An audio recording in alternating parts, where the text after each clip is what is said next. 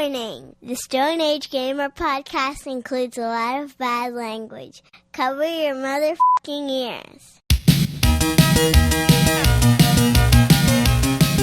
Good evening and welcome to the Stone Age Gamer podcast. I am Kris Randazzo and joining me tonight is the hippest of all possible squares, Dan Ryan. Hip? How do you do the square thing? Like she did in Pulp Fiction. Hi. Right? Oh, right. I just did a fucking triangle too! Or a fucking diamond. That's not a triangle. Triangles have three sides. There. Kikoho, there we go. That's some Dragon Ball for you. Boy. Tonight we're bringing you... Way to start with the visual gags, Kris! We just talked about this. I'm doing it just for the audio listeners. Oh, alright, I'll talk about that in a second. But yes, tonight we're bringing you the first entry in a new series called SAG Standouts. You could pick just 5 games to best represent a console. What would they be? Learn the difference between a Scorpion and an Aardvark, because the Stone Age Gamer podcast starts now.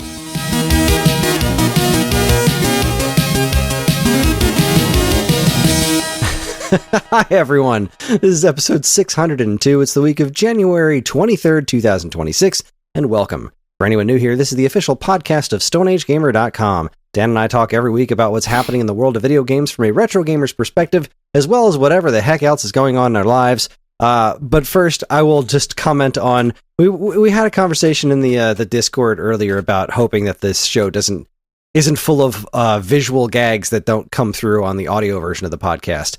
And we just started off the show with one. With quite a few visual gags. Bad. I promise that's not the plan. Like, honestly, once we start the podcast, I kind of turn the camera off. I don't turn it off, obviously, because we're recording it, but I just kind of minimize it and put it off to the side because I want to keep up what we do as far as it being an audio show primarily instead of a video show. But, you know, we also hope to expand the audience with video. So we're learning. We're learning. We're figuring it out as we go. We'll get there. Maybe. How you doing, Dan? How you danning? I'm fucking cold, man. It's so cold. It's so cold. I like the cold, but it's so fucking cold. This was like the kind of cold that you just feel in your bones today. Yeah. Like, I did not want to leave the house. No. I got home from work and got right back in. I trundled back up to bed. Was like, I'm gonna lay here till I go get my chicken, and just fucking got all snuggly. 'Cause it's just fucking cold, man. And if snow is coming behind it, then fucking hell yeah, I love that. Big fan. Yeah, but we're just getting a bunch of slop this weekend, I think. Yeah, bunch of AI slop. Yeah, out of the AI sky. slop falling from the sky. Let's see. Tomorrow is cold and it says wintry mix, but less than half an inch. Ugh. Which, you know, I'm used to. Less than half an inch. And then we've got more wintry mix on Sunday, and that is 0.2 inches. I mean... Yeah, so it's just going to be a bunch of nonsense. So I went out today because I knew it was going to be cold and wet over the weekend. I went out... Yeah. I went out today to get firewood. Because I burned the last of it last night because it's been cold. It wasn't just cold today, it's been cold. But I burned the last of it last night, and I really want to get one of those truckloads. You know what I mean? I do. In my neighborhood, there's a handful of driveways that are just and here's a mountain of firewood. And I was looking at some pricing, and it does seem like that is definitely a cheaper way to get a whole hell of a lot more firewood. Yeah. But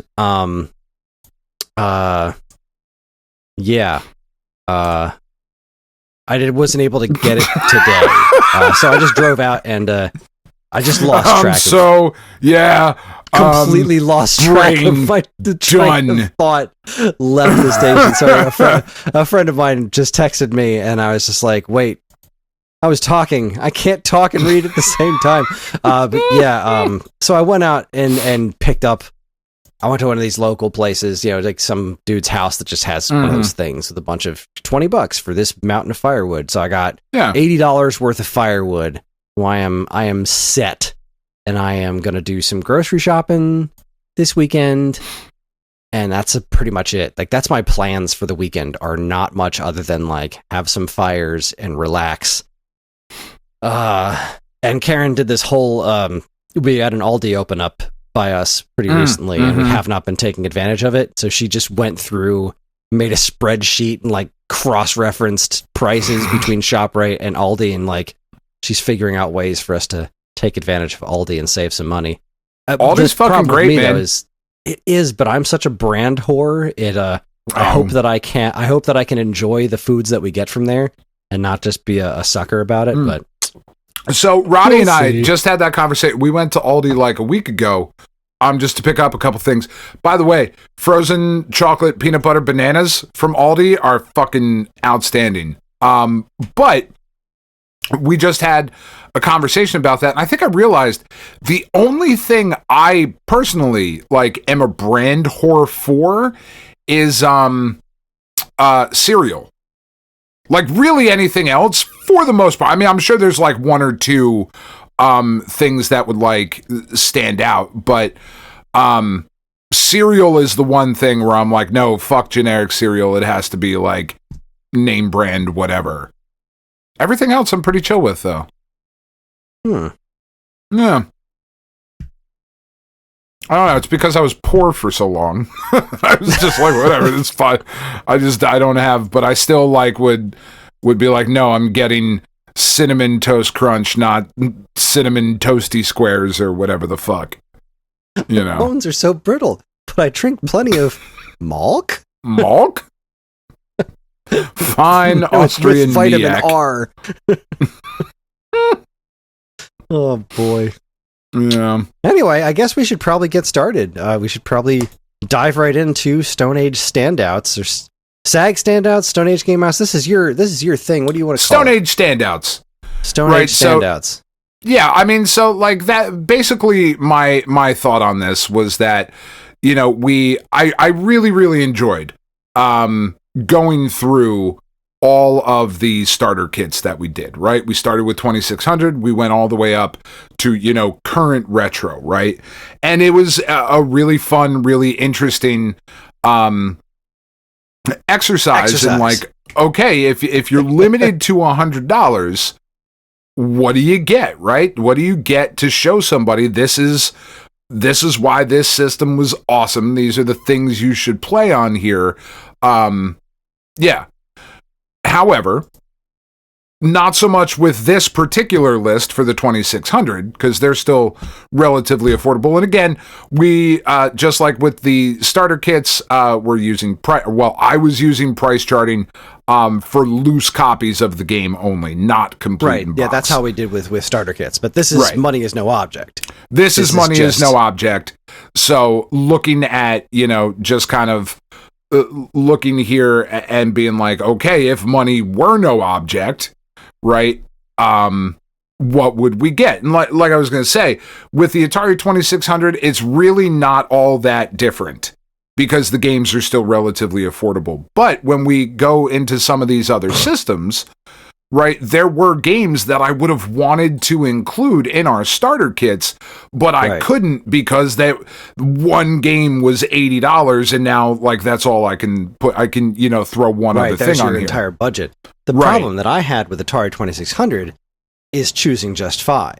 Right. Because not only is the library so vast, but the games are so small, right? They're such bite-sized chunks. They are, yeah. I don't sit down and play one Atari game for like 4 hours. No. You kind of like rapid fire them. So choosing just 5 to properly represent the system was a real challenge for me, but I think I came up with some pretty good answers, says I. I did a kind of a cross between my favorites and a cross between my favorites and what I think are like the best quotation marks, you know what I mean? Like, yeah. Best representations of the different kinds of things that are out there. So, anyways, you want me to go first? Do you want to go first? How do you want to handle this? I'll go first. I imagine we're going to have a couple games that are similar. But then I'm more interested. So you have so much more experience with the 2600 than I do. And you'll be able to wax much more poetically about these games than I will, just because you've spent so much more time with it. Like, I mean, you're no Ferg, but like, really, who is? Exactly. Nobody is. He's irreplaceable. So for the first game on my and so I'm going in alphabetical. Is that the way you want to do it? This is all pre-show meeting stuff that we don't bother to do, so we probably should have talked about it. I grabbed the stack of games next to me, so I have them in loose versus boxed, because that's how they stack. But sure, you want to go alphabetical? I'll alphabetize these real quick. Shouldn't take long. Okay. So alphabetically first for me. Well, also because like I don't want this to be misconstrued as us ranking our top 5 games. These are just the 5 that I would pick. So alphabetically first for me would be Adventure.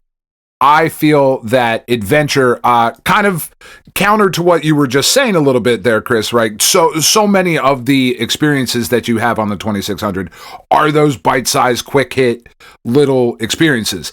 And Adventure really is the antithesis to that, right? Adventure is the game that you spend a while with. And you don't spend 30 hours with Adventure, but you certainly spend more than 4 minutes.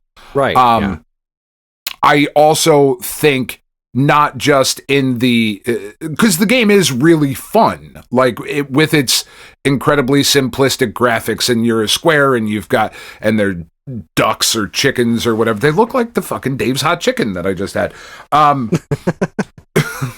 Like even with the simplicity of it, visually, the storytelling that was achieved in Adventure is pretty fucking incredible. And I do think it's not just a really fun game, but also a really important game in the history of the 2600, the history of video games, all of that shit. So for those reasons, I think it has to make a list.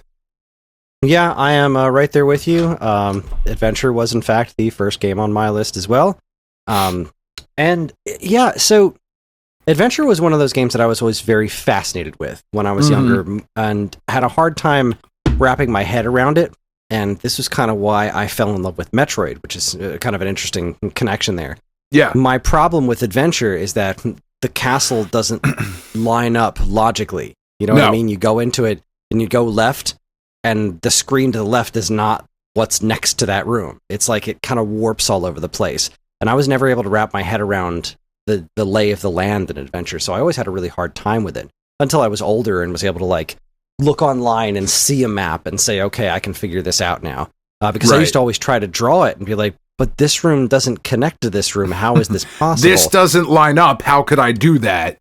Yeah. I had I really struggled with it, but that experience is so important to the 2600 as a system, right? That's what gaming was like back then, and this is a really great example of that. I almost picked Raiders of the Lost Ark because we had so much fun playing that on the Pain in the Ass-a-thon years ago with Ferg. Right. I had such a blast doing that, like just figuring it out, you know what I mean? Like solving those clues with pen and paper. That kind of notion I find very fascinating, and that's a really fun thing about the Atari. Plus, also, I know this isn't perfect for the audio listeners, but I'm holding up the box for the game right now, and Atari 2600 box art is phenomenal.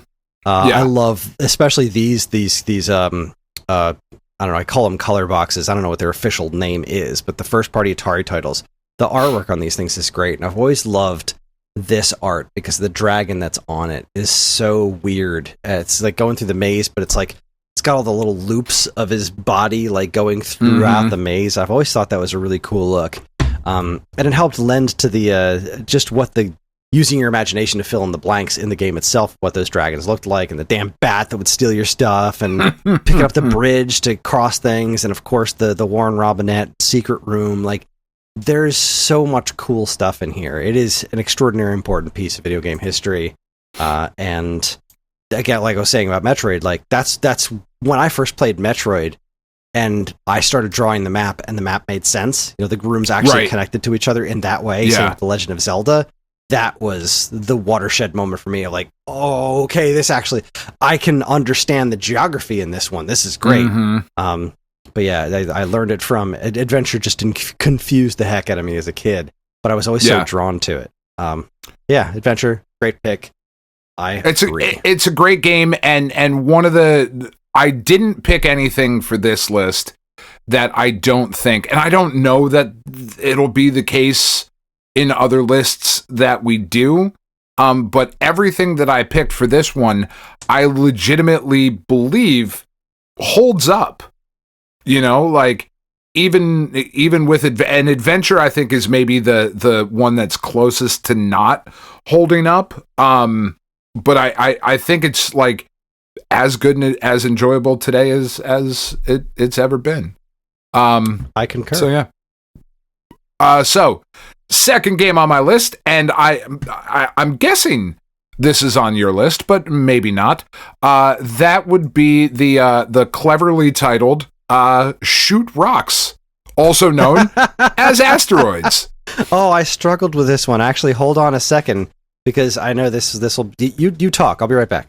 Yeah. So, Asteroids is one of those things, right? Asteroids on the 2600 is one of those arcade to home experiences that was so incredibly important for pushing this medium that we all love forward, right? Because that's where this started. This didn't start as games at home. Fucking Shoot Rocks. Love it. This didn't start as games at home, right? This was arcade coming home, and Asteroids was such an important part of that. It's such a good version of Asteroids. It's so fun.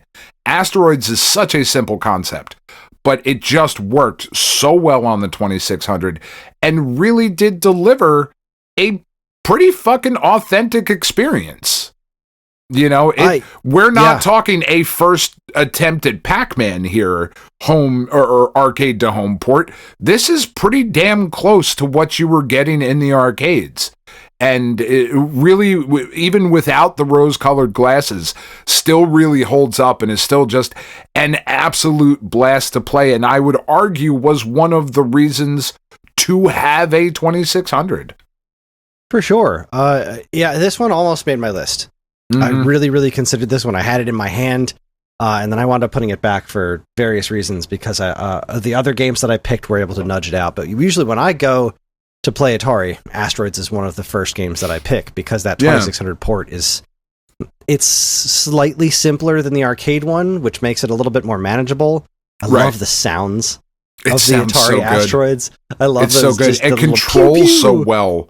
Yeah, it feels great. It looks great. It was a phenomenally well done port for the 2600, and I love the arcade game. Don't get me wrong, but I grew up. It was the Atari version was what I played first. I didn't play the arcade game until I saw it years later. But man, as a kid playing Asteroids on 2600, I was just playing this when I got to play that Game Station. That was the first 2600 game I booted up. Was Asteroids because I love that game. It's so good. And yes, I ran off camera to grab my the copy of Asteroids that I found at a local store that somebody used a label maker to put Shoot Rocks on it. It's one of the best things I've ever seen in my life. Yeah, it's pretty fucking great. Fucking Shoot Rocks, man. Yeah, Asteroids, such an important game, like such a monumental achievement for, like I said, that arcade to home port kind of legitimized home gaming, right? Not the only one on this list that I'll talk about here. And there's one that I would argue later on in the list that's even a little bit more important, but fucking Asteroids way, way up there. All right. So what is your second game then? My second game is, this was definitely a personal pick of mine, but I really do feel that this is, it's a later 2600 game. I think it does a great job of showcasing what the system was capable of, and it is extraordinarily fun. And I pick it over various other versions, and that would be California Games. Wow. California Games on 2600 is so freaking good. Not all of it. Like the skateboarding is weird. Once you get the hang of it, you can have some real fun with it. The the hacky sack or the foot bag as they call it. That's really fun. And love a good foot bag. Who doesn't love a good foot bag? The surfing, once you get the hang of it, the wave on the surfing looks really cool. It's got this really cool visual effect for the 2600. And also sounds pretty cool. It does sound pretty good. It's the BMX. Okay. The BMX in California games for 2600 is so good. It is so much fun. It could have been an entire game on its own. The fact that it's part of a larger game, I think is really fantastic. Also, when you boot it up, there's an Atari 2600 rendition of Louie Louie. So, I mean, it's incredibly hard to argue with that. It's actually 10 out of 10. But no, if it was Surfin' Bird, it would have made my list. This was later. This was 87. Like, we're not even going to get this on the 10, 20, 30, 40 till next year. That's wild. Right? It's crazy. Yeah. But this is a really, really good rendition of California Game. And, like, the Epic's games on 2600 aren't great. Like, winter games and summer games, they're not great. California Games is legitimately great on 2600, and I think it's one of the best. I honestly think it's one of the best games on the platform. I think it really does a great job of showcasing what the system was capable of later in its life. Right. I don't know who programmed this specific one, because this is. I mean, I know Epic's produced it, but it's in an Activision style cartridge. Like, okay. I gotta find out who. Let's see if I can figure out who actually programmed this, because it's such a great technical feat, and it's got those like rainbowy kind of things that makes me think of Activision besides just the cartridge shape. But either way, California Games is my second pick. Love it to death. Yeah, I not surprised, knowing you as I do, and you know, sort of paying attention to you over all these years on the podcast. I wonder how many other people's lists that would make. Because, like, I don't think I went out on a limb with any of my picks. Like, I think all of my picks are pretty safe, standard fare. Fair enough. As far as I can tell, it looks like Epic's actually did the programming on the 2600 version. Yeah. They did a phenomenal job. Really, just a great job. Well, and the reason I bring that up is I wonder how many of us fall into the same old with the 2600 and don't branch out enough to look at things like California Game, because there's so much stuff on the system. And like you said, it came out There is forever. A lot of garbage, but yeah. Oh, sure, sure. But there's some really interesting stuff. Like, I mean, Journey Escape wasn't going to make my list of the 5 definite must-play games. Sure. But Data Age's Journey Escape is a pretty weird and fun game. I loved that as a kid. So yeah, there's a lot of stuff to do. But I seriously think the California Games really does transcend a bit. It's outstanding. That's awesome. All right, next game on my list. Excuse me. We are jumping all the way down to the letter P, and that is because of 5 games on the Atari, Pitfall has to be one of them. I mean, I would be really shocked if you're not about to hold that up and show it to the camera for the Discord listeners. Well, how are we going to do this? Because, like, let's hypothetically say that Pitfall is on my list, but it's not the next game on my list. Should we have the whole Pitfall conversation now? No, give me what you got until we get to Pitfall. Okay, all right, cool. Then I will talk if it's on my list. I will talk about it then. You keep going, sir. Okay, well, I did find out who programmed Peter Engelbright and Steve Baker. They programmed California Games for 2600.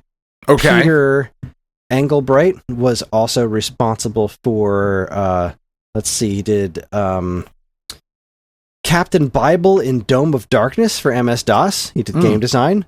He was level designer for Chip's Challenge on Atari Lynx. That's actually really one good. of my favorites. And he was a programmer for Summer Games and Winter Games for 2600. Look at that.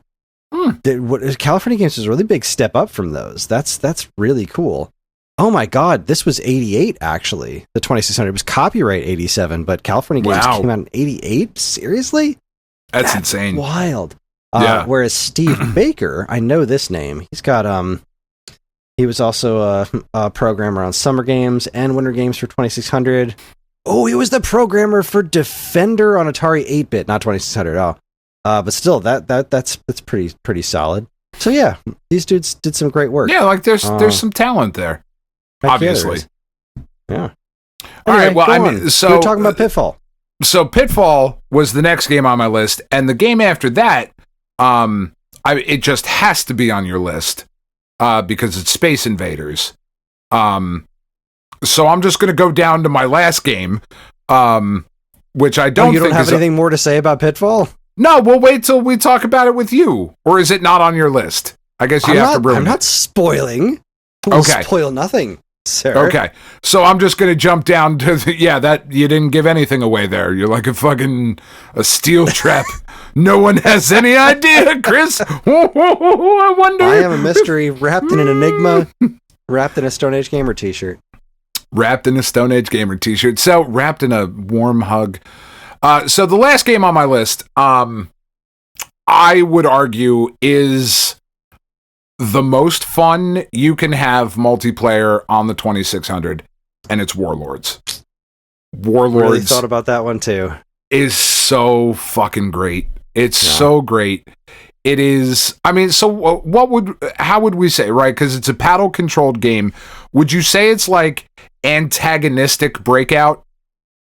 Like adversarial Breakout? Is that a fair, simplified way to, because that doesn't exactly get it, but it's like a 4-player competitive Breakout, yeah. Yeah.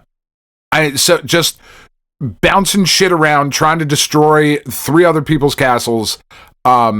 You get 4 people in a room. I don't give a fuck how old you are, what games you've played, what you've grown up on, what you're used to. Warlords is fucking awesome, and it takes going to have fun. Yeah, as long as you've got that paddle controller in your hand, it only takes a moment to get used to. Now, if you don't, you're playing it on, say, Atari 50 on the Switch, and you've got an analog stick. It's never going to feel as natural as using that paddle. But if you've got that paddle controller on a 2600, it takes moments to get used to, and you're good to go. Fun will be had. Yeah, it is one of those games where literally anyone can jump in and immediately start talking shit and having a good time. It's just a blast. It's an absolute blast. I think it is a must-have.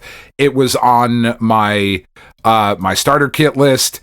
It's one of the best experiences you can have in, like, I'm going to go so far as to say it's one of the best experiences you can have in retro gaming. But it is absolutely one of the best experiences you can have on the 2600. I fucking love Warlords. For sure. That was another one that I really struggled with. I didn't really pick much in terms of multiplayer, at least not simultaneous multiplayer. California Games has a back and forth alternating multiplayer, as does my next game. But simultaneous multiplayer, I really wanted to either do that or combat, because Warlords is so good, but I've also had so much fun with combat multiplayer, but they just barely slipped off the list because of the other games that were on my list. But yes, Warlords is a great pick. I didn't get to play that much when I was younger, but when I was a little bit older, I did start to get some time with it and had some proper multiplayer matches with it. It's great. Yeah, one of the all-time greats. One of the interesting things I learned about it is that it was developed as a 2600 game first, and as they were making it, they then made the arcade version, which was released first, and then the home version was released for Warlords. Isn't that just crazy? That's super weird. It's super weird. Quite. Yeah. All right. Also, the Atari 2600 version was programmed by Carla Meninsky. Okay. So this game was developed by a woman. Ain't that something? That is something. There were a lot of women in the old days, in the Atari days. More than you'd think, given how much that's kind of stopped being the case for a while there. for quite a long time. Yeah. It's a game that has jumped up in price too, because I've been kind of checking. I was going to give like a rundown of what my top 5 games would cost. And when we did the starter kit, Warlords was a $2 game. It is now up to, and rounding up or down based on the whatever, it's now up to a $7 game, because of course it is. Yay, inflation. Complete, it's a $16. I mean, shit, I might buy that complete just to have it, just because it's so fucking dope. Yeah, I don't have a 2600, but really, yeah. Huh, I guess what do you really need one for? The oldest system that I have in my house is my top loader NES. That's the oldest thing I have. So, yeah. All of this is a fucking sham, Kris. This is all a sham. That's green screen. None of that's actually back there. That's not fucking Shumagoroth. Nope. It's Gargantos. That's right.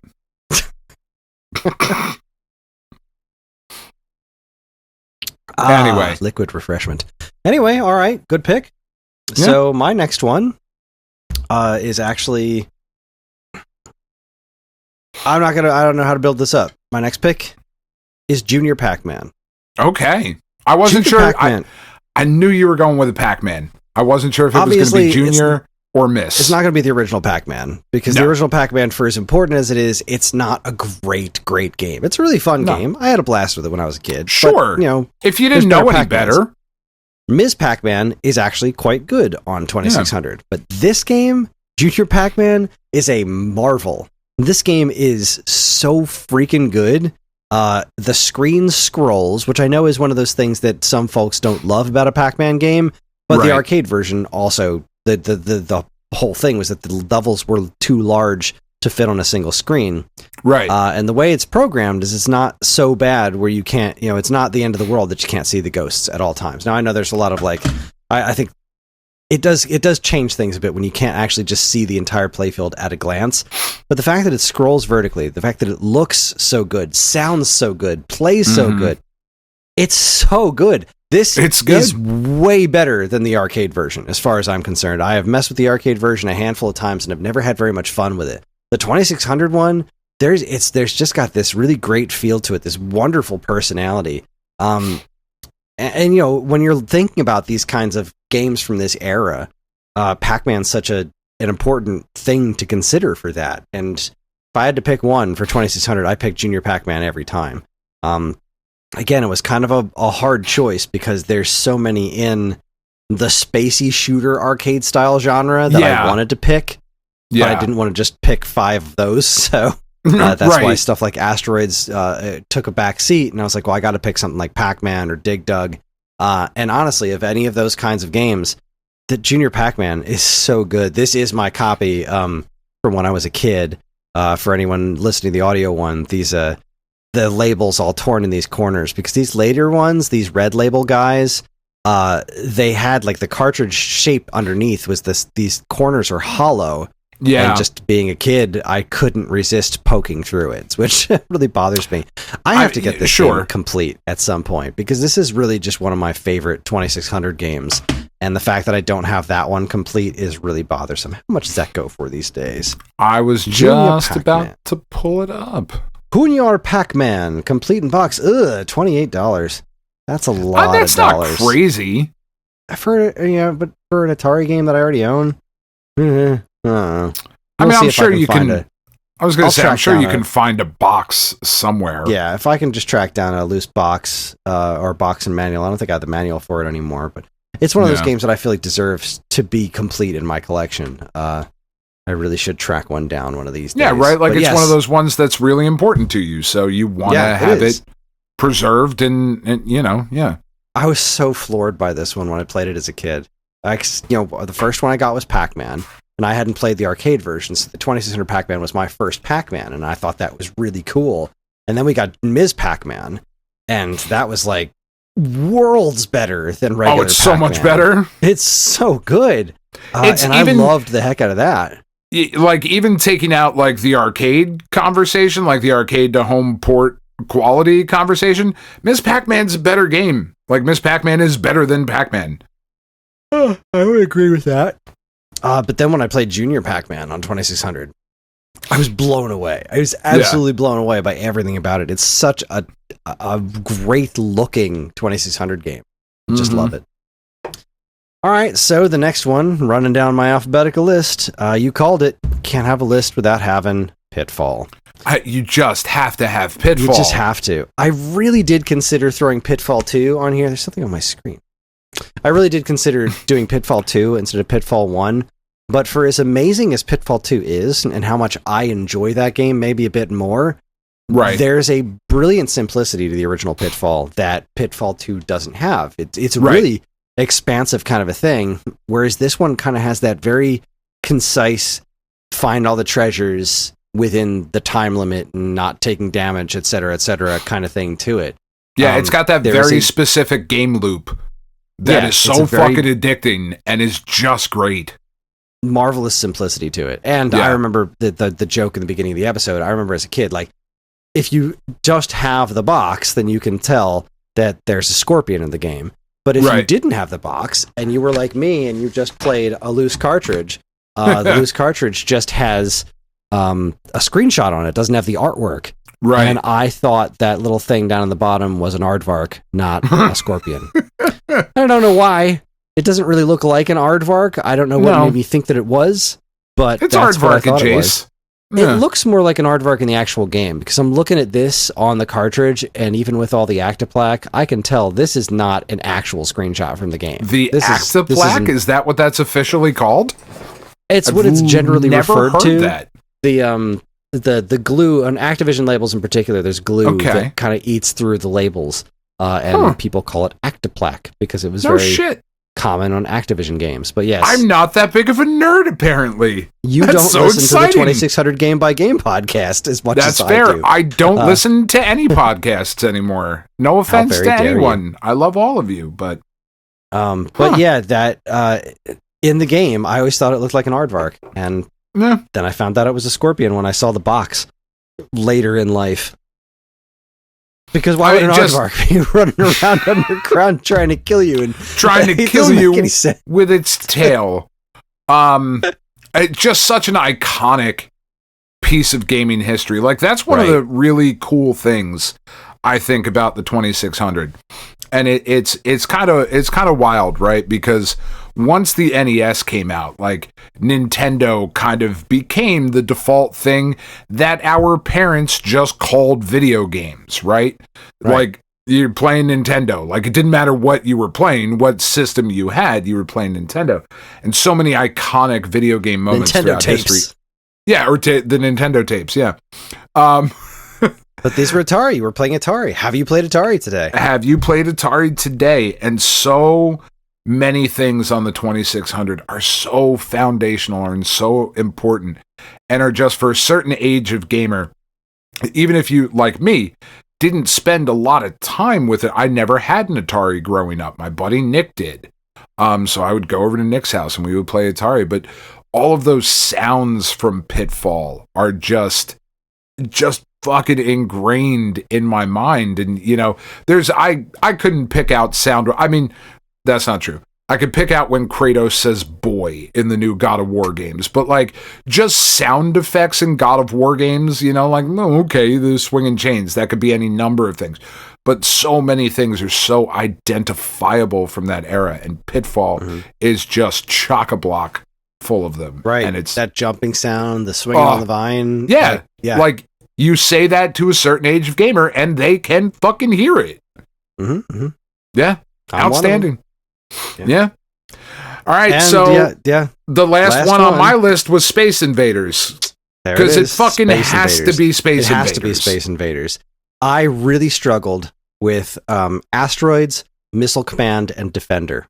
Yes. They're right there. Specifically, the Atari ports of those three games are right there with Space Invaders. But Space Invaders, I do believe, takes them all. This is my favorite version of Space Invaders, bar none. Of the original game, minus like sequels and stuff like that. Space Invaders Extreme might take it, but boy, I played so much of this game. I love the artwork on the box, the big freaky saucers abducting people that have cities inside of these flying saucers and whatnot. It's super awesome. But oh my god, it is the classic game. The very first episode of the Stone Age Gamer podcast. What's the first game that you want your kids to play to understand the concept of video games? I said Space Invaders, and specifically the 2600 version. Move back and forth, take shots. You want to talk about identifiable sound effects? Space Invaders. Yeah. The sounds in the Atari 2600 Space Invaders.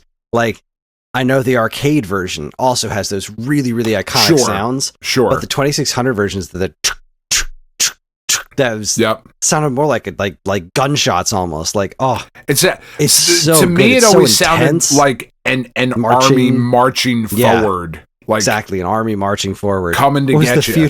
The Futurama episode that cracked me up so bad when the aliens were attacking and they were like moving like the Space Invaders. Like, they've destroyed 3 more of our men. Turn left, increase speed. That's the only attack thing. Turn left, increase speed. Increase speed. It's just, oh god, it's such a good game. And the 2600 port in specific, oh my god. This was, sorry, go ahead. Flawless. No, I was going to say, like, the 2600 port is the arcade experience at home, like the selling point of video games, right? There are so many different variations that you could do in this that were not like, this wasn't just the arcade at home, it was the arcade at home, but better, because you could do all the weird variations with the different ways the bullets moved. You could make your ship double wide, you could make your ship invisible, you could make the invaders invisible. There were all these different things you could do in the 2600 port of Space Invaders. This is a completely unique version, and it was such a huge get because Space Invaders was just a massive thing in the arcades, and that Atari was able to get the rights to put it on their home console. God, if they had done Pac-Man as well as they had done Space Invaders on 2600, I really wonder how things would have changed, right? Because would we have had a crash, right? Who knows? I mean, maybe, but getting those games and porting those to 2600, Atari did such an amazing job of doing other people's games on their platform. Especially, like, Asteroids was their game, right? Asteroids is an Atari property. Right. Space Invaders is Taito, and they did they knocked it out of the park with this. Same thing with Defender. Defender was such a challenging game to put on the 2600 because the way it's very specifically controlled in arcades, you could argue that the essence of what made Defender so good in the arcades was lost in the 2600 point, but I heartily disagree with that. I vastly prefer playing on the 2600 because it's still a crazy challenging game. I'm just not struggling with weird controls anymore. I'm just using a joystick, and the sounds in Defender. Oh god, Defender is so good on 2600. But Space Invaders, but it's so really different. It's just so different. Yeah, it is. It is, and it isn't. You know, because you're not using 2 buttons to move your ship, but the same basic premise of like flying around, using the bombs, saving the people getting turned into evil aliens, and all that stuff. Having the radar up on the top. It upset me so much every time I played Defender, and I didn't save them. And you didn't save the people. I was so upset. Oh, I hate it when they get abducted. You hear that sound of them getting abducted and then being carried up. They're like, no, get them, save the people. Son of a bitch!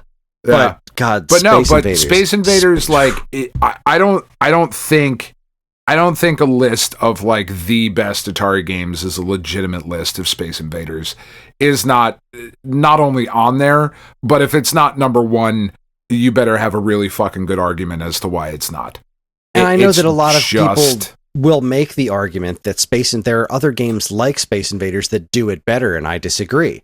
I adore Mega Mania, but I think Demon Attack is spectacular. Gorf is very good, but those games aren't Space Invaders. There is a brilliant simplicity to Space Invaders that works so extraordinarily well on the 2600. Just because those other games are more complex, I don't think makes them better. It doesn't make them better. I cannot go to the round 1 at the Deptford Mall and play Glorf or fucking Demon Attack on a giant screen. I can go play Space Invaders, though.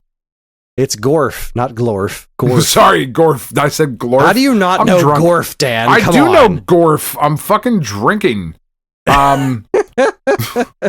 Glorf. You should have heard I went on a whole fucking rant earlier. I'm surprised I can even talk. Roddy was talking about some Transformers bullshit and Optimus having lips under his fucking faceplate. I fucking lost my mind in the car. It was great. I absolutely, like, Penn is in the back of the car fucking yelling about how this is, like, I was the same level of fucking apoplectic as I was about the nipples on the microphone with the Donkey Kong Country shit. And I'm fucking driving and screaming at the top of my lungs. I'm shocked I could even fucking talk. I was so angry. But yeah, like but to my point, I can't play Gorf. I can't play Glorf.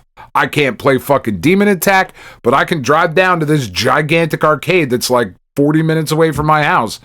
And I can play a huge modern version of Space Invaders that's really fun and really fucking cool. Oh, Space Invaders Frenzy? Yes. On the giant, like 6-inch screen? It's awesome. Oh, I love that game. It's like a cross between Space Invaders and Missile Command. Yeah, it's amazing. But to my point, it's not fucking Gorf Frenzy. No, it's Space Invaders. Because it's Space Invaders. Space Invaders is the classic, yeah. Like, if you're arguing against it, you're just being a fucking contrarian. You're wrong. I'm sorry. I love you. What was it in the Namco DLC? There was some really interesting stuff about the ports of Galaxian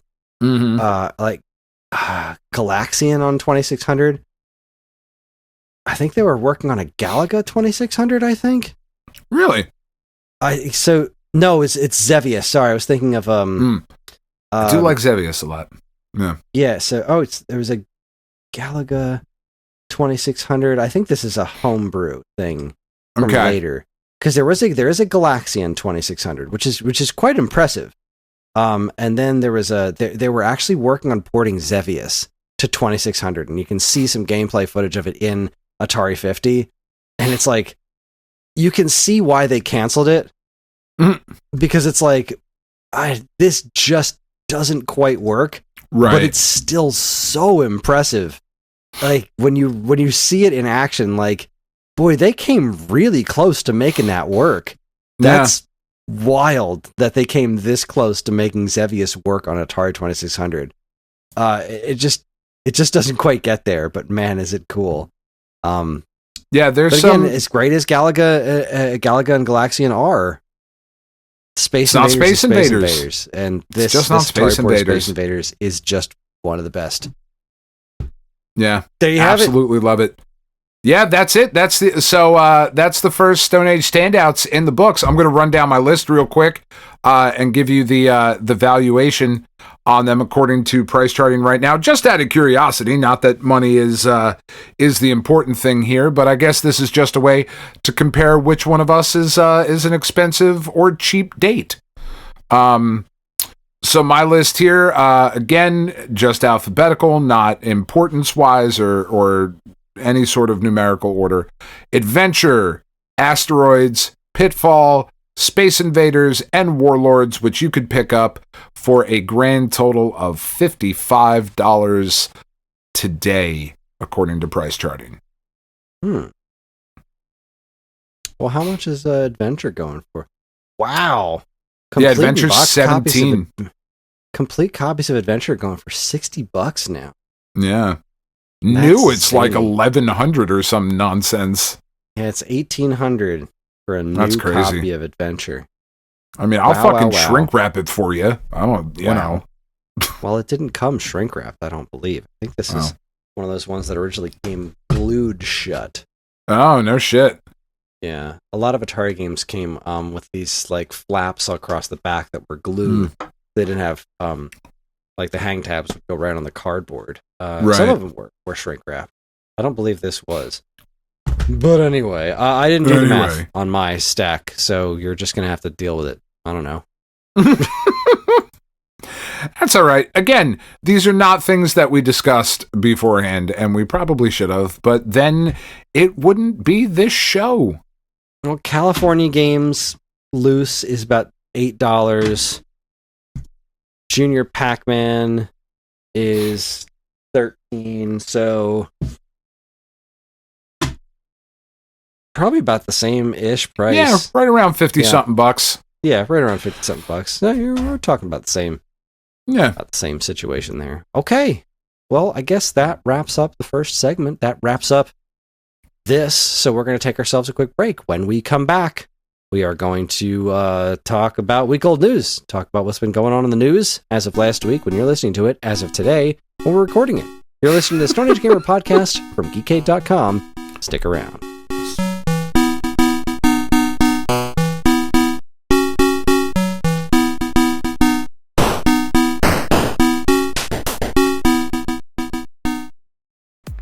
Do you enjoy the Stone Age Gamer podcast and other shows on the Geekade Podcast Network?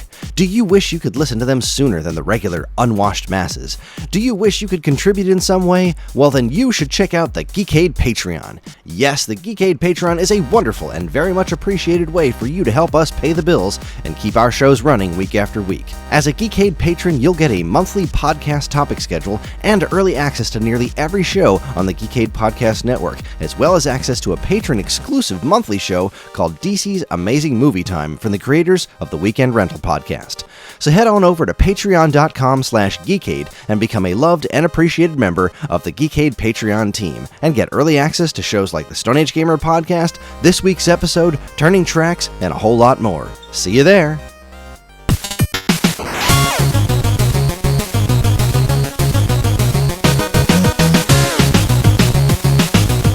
All right, everybody, we are back. We have returned, and it's time to move on to our next segment, almost, because we forgot to do something. I was going to bring that up. Yeah, we forgot to pick the next system. So where are we going we forgot next? to go over the listeners. Oh my God, yeah, we did. We suck. All right. Yeah. Well, it's a new segment. Oh, I don't want to get we're schmutz getting, on my new felt pad here. Getting back in the swing of things. All right, so let's go over the listener ones first. Let's do that. The Stone Age standouts here. I posted this way too late in the day.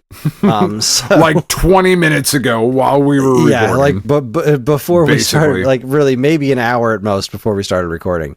So let's see. We've got Genix was the first one to jump in and say all Circus Atari. So 5 copies of Circus Atari. Well, fair enough. Not wrong. Then he said beat 'em and eat 'em. Excellent choice again. P2 Mc28 chimed in and said, I'm still a noob at Atari 2600, and this is exactly the thing, along with the OG starter kits, that I love to help add to my collection. I really hope that this helped, because I think we did a pretty good job. That's what we're here for. Scion Storm went with Warlords for the multiplayer, Circus Atari, Yar's Revenge, Asteroids, and Breakout. These are great picks. I probably would have went with Super Breakout over Breakout. But no Yar's Space Revenge Invaders. Yeah, no Space Invaders. But I respect these picks. Circus Atari. See, having Circus Atari and Breakout on there, like, they're similar experiences. I adore Circus Atari. I really do. But I feel like Breakout does what Circus Atari does a little bit better. There's a degree of unpredictability to Circus Atari that's always bothered me as far as it being like something I can never feel like I'm being good at. It is one of my personal absolute favorite 2600 games, but yeah, it's pretty great. This is a very solid list. Highfalutin, highfalutin.tar.gz. Sure. He's Avatar Space Ghost, so he rules. I haven't played nearly enough 2600 games. The only standouts to me so far are Pitfall and Adventure, which made both of our lists. So you're in good company there. You're not wrong. Let's see. I need to move you. So I'm looking at the Discord, and I still have you on camera, but it's covering up half of what I'm trying to read here. All right, Genix actually chimed in for reals this time. Said, so I don't know if I'd consider all these essential for everyone. Most of them have probably appeared on a starter kit list before and aren't the most expensive, but these games hold a special place in my heart. I never had a 2600, but the neighbors did. I had heard of Atari, but I mostly just played my Vectrex or the old Pong machine my dad had in the closet. Seeing 2600 in action had me mesmerized. The Vectrex might be my first love, but playing that 2600 solidified gaming in me for life. Here are my favorites that I played at my neighbor's house that sucked me in. Ooh, this is a good list. It is. River Raid, Keystone Capers, Hero, Pitfall 2 Lost Caverns, and Asteroids. That's a good list. River Raid is a classic. I'm not overly familiar with Keystone Capers. I have it. I've played it once or twice. Hero is really cool. And we discussed Pitfall 2 a bit. Where like, I love that one. I feel like just personally for me, for this specific list, I wanted to go with the original one, but Pitfall 2. Pitfall 2's got music, man. It's so good. It's so good. It's so good. And then, Asteroids. we were talking Asteroids. Shoot before. rocks, baby. Yeah, shoot rocks. And then Unas11 said, now this is another great list: Berserk, Breakout, Solaris, Dig Dug, and Haunted House. I'm pretty sure Haunted House was on my starter kit list. It's one of my favorite 2600 games. Dig Dug's a phenomenal port. Solaris is a good pick. Solaris is a wild ass pick. Solaris is, I just want to make sure I'm not getting that confused. All right, so because there's a game on there's a game I'm thinking of that also incorporates the light gun, but that's not Solaris. Okay, so Solaris is I want to say it's like Space Harrier crossed with Space Invaders, kinda. Solaris is a really neat game. And it looks amazing on the 2600. This kind of like behind the ship view, the way that it scrolls really smoothly. It is an outstanding looking 2600 game. Yeah, Solaris is great. Yeah, it's a cool looking game. If Space Invaders wasn't so like simplistically perfect, Solaris is an excellent pick. Like it's definitely one I should have considered more, but I often forget about it. My problem with Solaris actually is not the game itself, it's that it's box art. I didn't give this game the time of day for the longest time because it has the same box art as Star Raiders. And I could never get into Star Raiders. It's not good box art. Like, it just kind of, comparatively speaking to other 2600...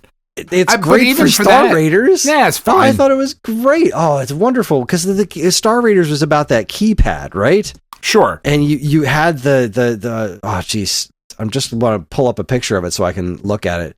So it's like it's a cockpit view of like a spaceship, right? So you're pulling right into that Star Wars look straight out of the gate. You've got a ship being blown up and you like pushing buttons. It was so exciting. The box art was a big part of what drew me to Star Raiders in the first place. I remember seeing this one at a store and seeing the really thick box that came with the video touchpad, and I thought, I really want to play this because this looks ridiculously cool. And then I got it, and I just couldn't get the hang of it because maybe because I was a kid. I don't really know what it was that made this game seem so much more complex to me about like navigating through space and trying to find the ships you were going to blow up. But because I wasn't able to get into it, I didn't give Solaris much of a chance until, way later. And then I played it, and was like, holy crap, this game is really good. I know there's folks out there who really believe in Star Raiders, and I know there's more to it than I've ever been able to properly grasp. I think it's a very neat game. It's a very interesting game. And I think you're nuts. I think that box art's phenomenal. That box art is so iconic to me. It just sits in my head. I think it's fine. The position of the dude's hands is just, it's awesome. I looked at that box art and just immediately was like, in the game, you know what I mean? Like it was a lot of the box art was very, here's you think of Missile Command, or you think of Video Pinball, or any of that stuff, right? Where the box art is this fantastical interpretations of the gameplay, and this one was a similar situation where it was this fantastical interpretation of the gameplay, but it was in first person, right? You're seeing it from the same perspective you're basically seeing the game from. Like, you are flying this spaceship and you're blowing up totally legally distinct TIE fighters in space. And it's like, I just thought that was the coolest thing. And then you get it, and it's got this touchpad with an overlay, and it's got all these extra buttons on it. And I didn't have an Intellivision or a ColecoVision, so that having a video, like the whole touchpad was like super wildly cool. I didn't have the older ones, the video keyboard, or oh god, what do they call those things? I think it was the video keypad. The older version of it, I didn't have those because I got my Atari way late. Yeah, and Star Raiders is neat. Solaris, great pick. Unas11, that's a great pick right there. So yeah, that's our listener feedback. Sorry, we were so shortchanged there. If anybody wants to continue to add feedback, even though we've recorded this, we'll go back and talk about these in the next episode as well. Anything that gets added from this point, I would love to hear Fergs. list. Like I would genuinely love to hear top what five. Ferg's top 5 2600 games are, like the essentials. I think that would be a really interesting thing to listen to. But so yeah, I guess the next question is, where do we go from here? So we've got next on our list of options. If we're just doing what we did the okay, I mean, what was the next on the list? What we did for the starter kits. So the next thing after 2600 on the starter kits was the NES, which is almost an impossible conversation to have. I feel like we can do more. I feel like we can do better. So, I mean, the way it went with the starter kits is we went, because we didn't do ColecoVision. We started with 2600 and then when NES, Master System, Game Boy, Lynx, Game Gear, like we hit that generation in that order. Mm-hmm. What would you want to add? I mean, I think since we're just doing 5 games and not trying to come up with $100 worth of Intellivision games, I think we could do something like, I mean, I'm sure you could do a ColecoVision one. You have a 100%. We shouldn't Ladybug, skip Smurfs. Well, don't give it away now. Oh, gotta give them something to come back for. I think if we do ColecoVision, we should do Intellivision. I don't know if I feel up to doing 5200 because I don't feel very strongly about just no experience with it. But I think 7800 could be interesting. I think there's enough conversation to be had about the Atari 7800 personally. I mean, so if we do that in a couple months, okay, so I can do some research. Yeah. Well, I mean, what do you think, dude? I think the next one should, personally, I think we skip 5200 again. I have no strong feelings about the 5200. That's fine. Most of its games are not unique. They're unique ports of arcade games, but I just don't find that system to be all that exciting. But I do think the Intellivision, I think that's an interesting conversation. Would you be down for that? Covering Intellivision? Yeah. Let's do it. I think the next one on the list should be Intellivision. I don't want to try to come up with $100, but 5 games that I think would best represent the Intellivision, I think that's an interesting conversation to have, because it's a system that is very unique. And I think I think that's neither of us have a huge history with it, right? No, certainly not. Yeah, I mean, but enough to get through it, and certainly with a month of lead up, I can. With a month, I will have something for you. I'll plug one in and start messing around with it and just kind of get that Intellivision experience, as it were. Yeah, like there's a really good version of Burger Time on Intellivision. Yeah. There's a Astro Smash. Astro Smash is good. Fucking Shark. Yeah, Tron is on there. The Deadly Discs. I'll have to go back and check that out. Some Masters of the Universe game on there. Like there's there's stuff here. That's not going to make the list. Spoilers. Sure it is. The Masters of the Universe game is not making it. No, I do. I am well aware. Definitely not. Yeah. Okay. Right on. Then the next Intellivision SAG it standouts. The Intellivision, intelligent television from Mattel, not the Amico. All right. So what do you think we should do? Should we tack this on? Pretend we're going to take a break now and tack this on before, or just do it live? We'll fucking do it live, man. No this pretending. Is warts and all. Yeah, that's right. Plus, I'm drinking a different beverage now. Am I allowed to say beer? I don't know how this works with a video thing. I don't know if I'm allowed to whatever. But the continuity aspect of it is all fucked up. Yeah, and we do care about continuity here at the Stone Age Gamer Podcast. Certainly. I mean, that's one of the things. That's why it took us up to 600 audio episodes to get to a video episode. We were like, but the continuity. Oh, God. What are we going to do about it? Well, yeah, I know. I'm fucking yawning, too. I'm so fucking tired. I have had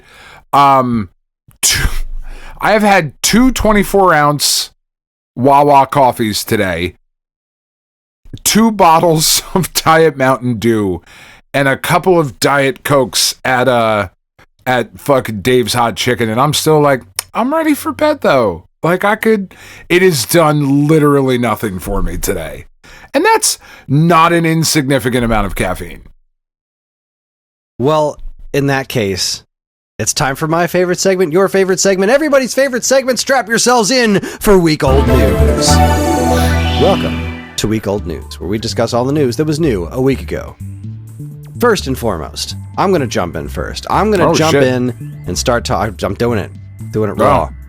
Okay. Nintendo Life reports Armature Studio, founded by Metroid Prime devs, has been shut down. This is a little bit of a heartbreaker. Armature Studio, it's a heartbreaker because of why they shut down. But Armature Studio, I want to get a list of their games, because I am familiar with them, but I can't remember specifically what games I'm familiar with them for. Anyway, this... Yeah, I don't know. Nothing here is jumping out at me. I think they were involved in Recore. Yeah. The fact of the matter is that these guys, let's see, originally founded in 2008 by ex-Retro Studios developers Mark Pacini, Todd Keller, and Jack Matthews, Armature has primarily worked on ports, starting with the PS Vita version of Metal Gear Solid the HD Collection. And this is where it all went awry. It soon ventured into the world of VR and was acquired by Meta Platforms in 2022. Yep, but as we all know, they didn't. The VR didn't take off the way that everybody thought it was going to take off, and Meta in particular didn't go anywhere. The metaverse, yeah. So they're toast, and that's a bummer. It sucks. It really, really does suck. Yeah, it does. We're still not there with VR stuff. I don't know when we're going to get there. I don't know. Because I do think we're going to. I don't think we are. I don't think it's going to happen. I don't know, man. I want to live in the future that the Lawnmower Man predicted. That is where I want to be, Kris. I want to be Job. That's what I'm looking for. I want to hang out with Pierce Brosnan and get smarter. Yeah, I think we'll get there. I think there's going... And maybe not, maybe VR isn't the thing, right? Maybe augmented reality gaming becomes a thing with like smart glasses, because so I'm super concerned about the spy tech future that we're rapidly moving towards, to where like everything is a camera and everything is a microphone and everything is recording all of the time. That does kind of like, not for anything I do personally, because whatever the fuck, I don't care, but just for where that puts us like as a society. I don't know that I necessarily love that. All of that said, I really would like a pair of AR glasses. I think it's fucking cool. I just like, the fucking that episode of Parks and Rec where Jason Mantzoukas is the cologne magnate dude or whatever. He's like, send it to my right eye. I'm watching porn on my left eye. Like I not that I necessarily that you want. Yeah, not that that's necessarily what I'm looking for. But I think the AR glasses are really fucking cool. More grid. I think it's awesome. I think there's a lot of really interesting gaming applications that could come from that sort of augmented reality thing. Like, even thinking of something like Pokemon Go, but on your fucking glass, like you're just walking and it's just there. I don't know. There's something there that I think is really cool. I really, really like VR gaming, but it's not anywhere near the must-have application that people have wanted it to be for fucking decades at this point. I mean, Virtual Boy is what Virtual Boy is, like it wasn't it back then. It's still not any different. Like, we're in the same exact fucking spot where we were. So, anyway. Well, you're up, sir. Yep. So I only added one story to our list this week because this was kind of a slow week for news. But this one I didn't see on the list unless I'm drunk and I missed it somewhere. But Polygon reports that Disney has delisted 14 games from Steam as fans are left to wonder why. So today... I was going to post this story, and then I looked at what the games were, and I was like, who cares? No, absolute right. So, okay, so here's the list of games that Disney took off of Steam today.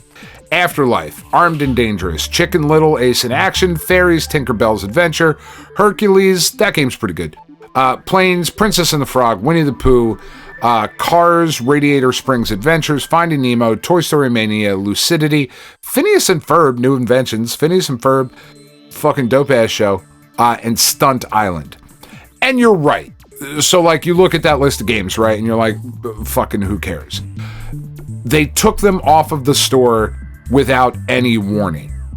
And that is where we start to get into this kind of interesting conversation about digital versus physical, and, you know, delisting games from various storefronts is a thing that happens. Mm-hmm. Right? Absolutely. But just having these things, because they didn't make an announcement, and they don't have to. No, they don't have to, be especially like, for largely shovelware games like this. Hercules is not that, though, you know? Fair enough.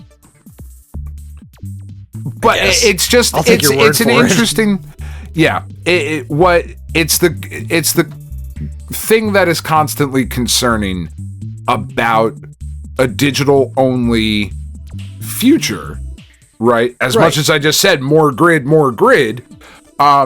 In a digital-only future, these things can disappear, and then they're gone until the license holder or the parent company or the whoever the fuck decides to grant access to them again.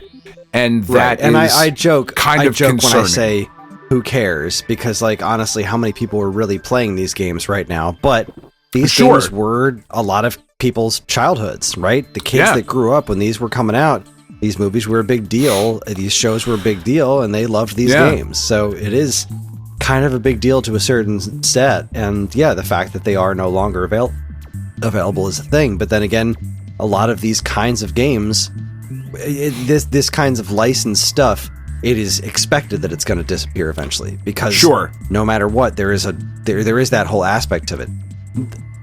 What made me not made my stomach drop about this one was what the games were, because apparently the Disney Afternoon Collection was rated for Switch and Switch 2. Right. And that was kind of the other big deal that had been floating around, like, oh shit, this is actually finally happening, because that was one of those huge oversights. Like, Capcom just wasn't ready to jump on the timing of the Disney Afternoon Collection was like just coming out of Wii U. Capcom wasn't ready to jump on Switch by the time the Switch had proven itself to be so successful. Capcom was like, well, we're not going to go through the process of relicensing all this stuff. However, there seems to be a new publisher attached to it, which is, I believe, why this is happening now. And I thought, I wonder if those games got delisted from Steam because they're going to get re-uploaded from this different publisher. But that's not the case, because it wasn't these same games. But that is another news story that happened. It is. Apparently, we'll see. Theoretically, the big old rumor, Disney Afternoon Collection coming to Switch and Switch 2, I'll buy it immediately, because I want to. Yeah. DuckTales is great. More and places it's like to play $5. more gooder. Yeah. Yeah. Hell yeah. Twice on Sundays. All right, moving on. GameSpot reports, new Legend of Zelda Lego set recreates one of Ocarina of Time's most memorable scenes. So we talked last week about the Pokemon sets, right? Did we talk about that on the show? Just so disgustingly expensive. Right? Did we talk about that? Did that make week old news? Or I don't remember, because I'm just angry about them. Fucking $650 for it looks like they 3 didn't make last week's. Maybe let's talk about it now, because it's here in this article. Yeah. I'm looking at last week's week old news, and I don't see the Pokemon sets, and they're just insane. And they don't look that great. Like, so, I remember the Pokemon sets the Pokemon Lego got announced, and everyone's like, they're finally released from Mega Bloks jail. And then, like, the Pikachu doesn't look any better than the Mega Bloks Pikachu, to be perfectly honest. So I thought the Mega Bloks ones looked pretty okay. Mm-hmm. This Pikachu, there's something about the face that I really, really hate. The one thing that I really like that they got right with this Pikachu set is that you can make it either a male or female Pikachu, because it has the two little different tail nubs. So I think that's pretty cool. But for $200, you could go fuck yourself all the way. Just get fucked off a cliff. Just no. Looking at the big set, the Venusaur, Charizard, and Blastoise set, man, so Charizard looks good. I think the Charizard looks cool. Blastoise looks fine. The fucking Venusaur, though, I don't know what that is supposed to look like. I think it looks insane, and they're asking $650 fucking dollars for it. What? You could get yourself a Switch 2 for $150 less than that. I like Lego a lot. I find so much of their pricing impossible to defend. I'm right there with you. I understand that there's a decent amount of engineering that goes into these things, but huge asterisk. It's insanity. How much more engineering goes into making these sets than went into Nintendo Labo? Yeah. Right? People are like, $60 for cardboard? This is insane. Okay, well, this is $600 for a bunch of little bits of plastic. Yeah, that you got to snap together. Like, it's fucking nuts, man. I understand that you're paying for the engineering and the licensing, but that's nuts. I mean, I'm even looking at this Ocarina of Time one here for $130. That's nowhere near my price point for something like that. No. Because they're little figurines. They're really cool. It's cool. But it's $130. It's nuts. You know how much ground beef you can buy for $130? I mean, at least 2 pounds. Ground beef is pretty fucking expensive right now. But yeah, I mean, it's kind of an insane price point. And like what's weird to me about it and just kind of upsetting about it is that, like, I just don't feel like Lego is for kids anymore. You know, like, certainly not the big sets. It's certainly not for your average kid. It's for rich kids, for sure. But we had this conversation, I think, about sports not that long ago. It's like, we're all getting priced out of these things. Like, it's the nice things are kind of just for the rich folks. Because having an extra $150, $130 to spend on some Ocarina of Time Legos, like, I mean, sure, that's pretty cool. But let's take a quick trip over to the Electronic Bay here. Actually, no, let's just go to price charting. Yeah, let's go to price charting. Let's say I wanted to get a Nintendo 64 system. I want to get an N64. Ocarina of Time. A loose N64. You can get one for about $75 right now. A loose N64, just for basic gameplay, $75. Ocarina of Time. A loose copy of Ocarina of Time, $45. So for less money, right around the same price as the Ocarina set, you can just play the game. $120. Yeah, we factor in shipping from eBay. You know, for about the same price, you can get the game and the system and play Ocarina of Time. You can actually experience Ocarina of Time or you can get the Lego set of Ocarina of Time. Yeah. This is where my problem is. I love that this exists. I think it's super cool, but I just think it is beyond... Legos have just gone beyond the pale as far as being affordable for kids. Yeah, like yeah, there's just like the Optimus Prime. Goddamn dollars. $600 is fucking nuts. But like the Mario Kart one, like Mario Kart, the Mario and the standard kart Lego, like the nice exclusive Lego one, is $170. Like, I know a lot of adults and like a lot of people our age like Mario Kart, but like this is a Mario Kart Lego set that is marketed as being for ages 18 plus. That feels fucking crazy to me. The Lego Pokemon set is listed at 18 plus. The $650 one. That just feels wrong and weird. And don't love it. I just don't get it. The Pikachu one's $200. The Yeah. freaking Pikachu is $200. How much was the Mega Bloks Pikachu? Not $200. Like, I don't know how much it would be now, but I don't think it was $200. I'm just speaking without actually knowing. Oh, but. yeah, no, the Mega Bloks Pikachu at Target was $100. I mean, that's $100 less. That's not insignificant. That's half the price. Yeah. And see, like when you get up to these expense more, like it's on sale right now for $85, and even that's like way too much as far as I'm concerned. But that said, when you look at it, you can actually I can almost justify it because there's motion, right? It's a thing that you can turn a crank and make it look like he's running. Sure. It's a larger set. I can almost understand it. I don't get it. I still think it's too expensive for something like this, but okay. I can almost swallow it. When you get to twice as much for the Lego one, it's just pretty nuts. $200? Yeah. Fuck. Your turn. Anyway, Nerdist reports. I'm actually really excited about this one. Prime Video's God of War show casts Ryan Hurst as Kratos. I am not excited about this because I know anything about Ryan Hurst.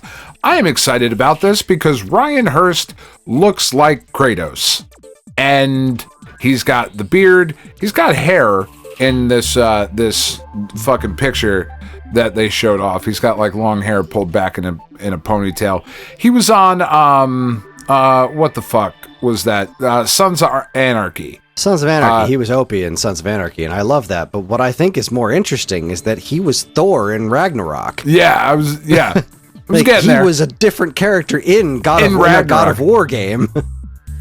So I think this all but confirms. I mean, I think we knew beforehand that the show was going to take place with the Ragnarok storyline.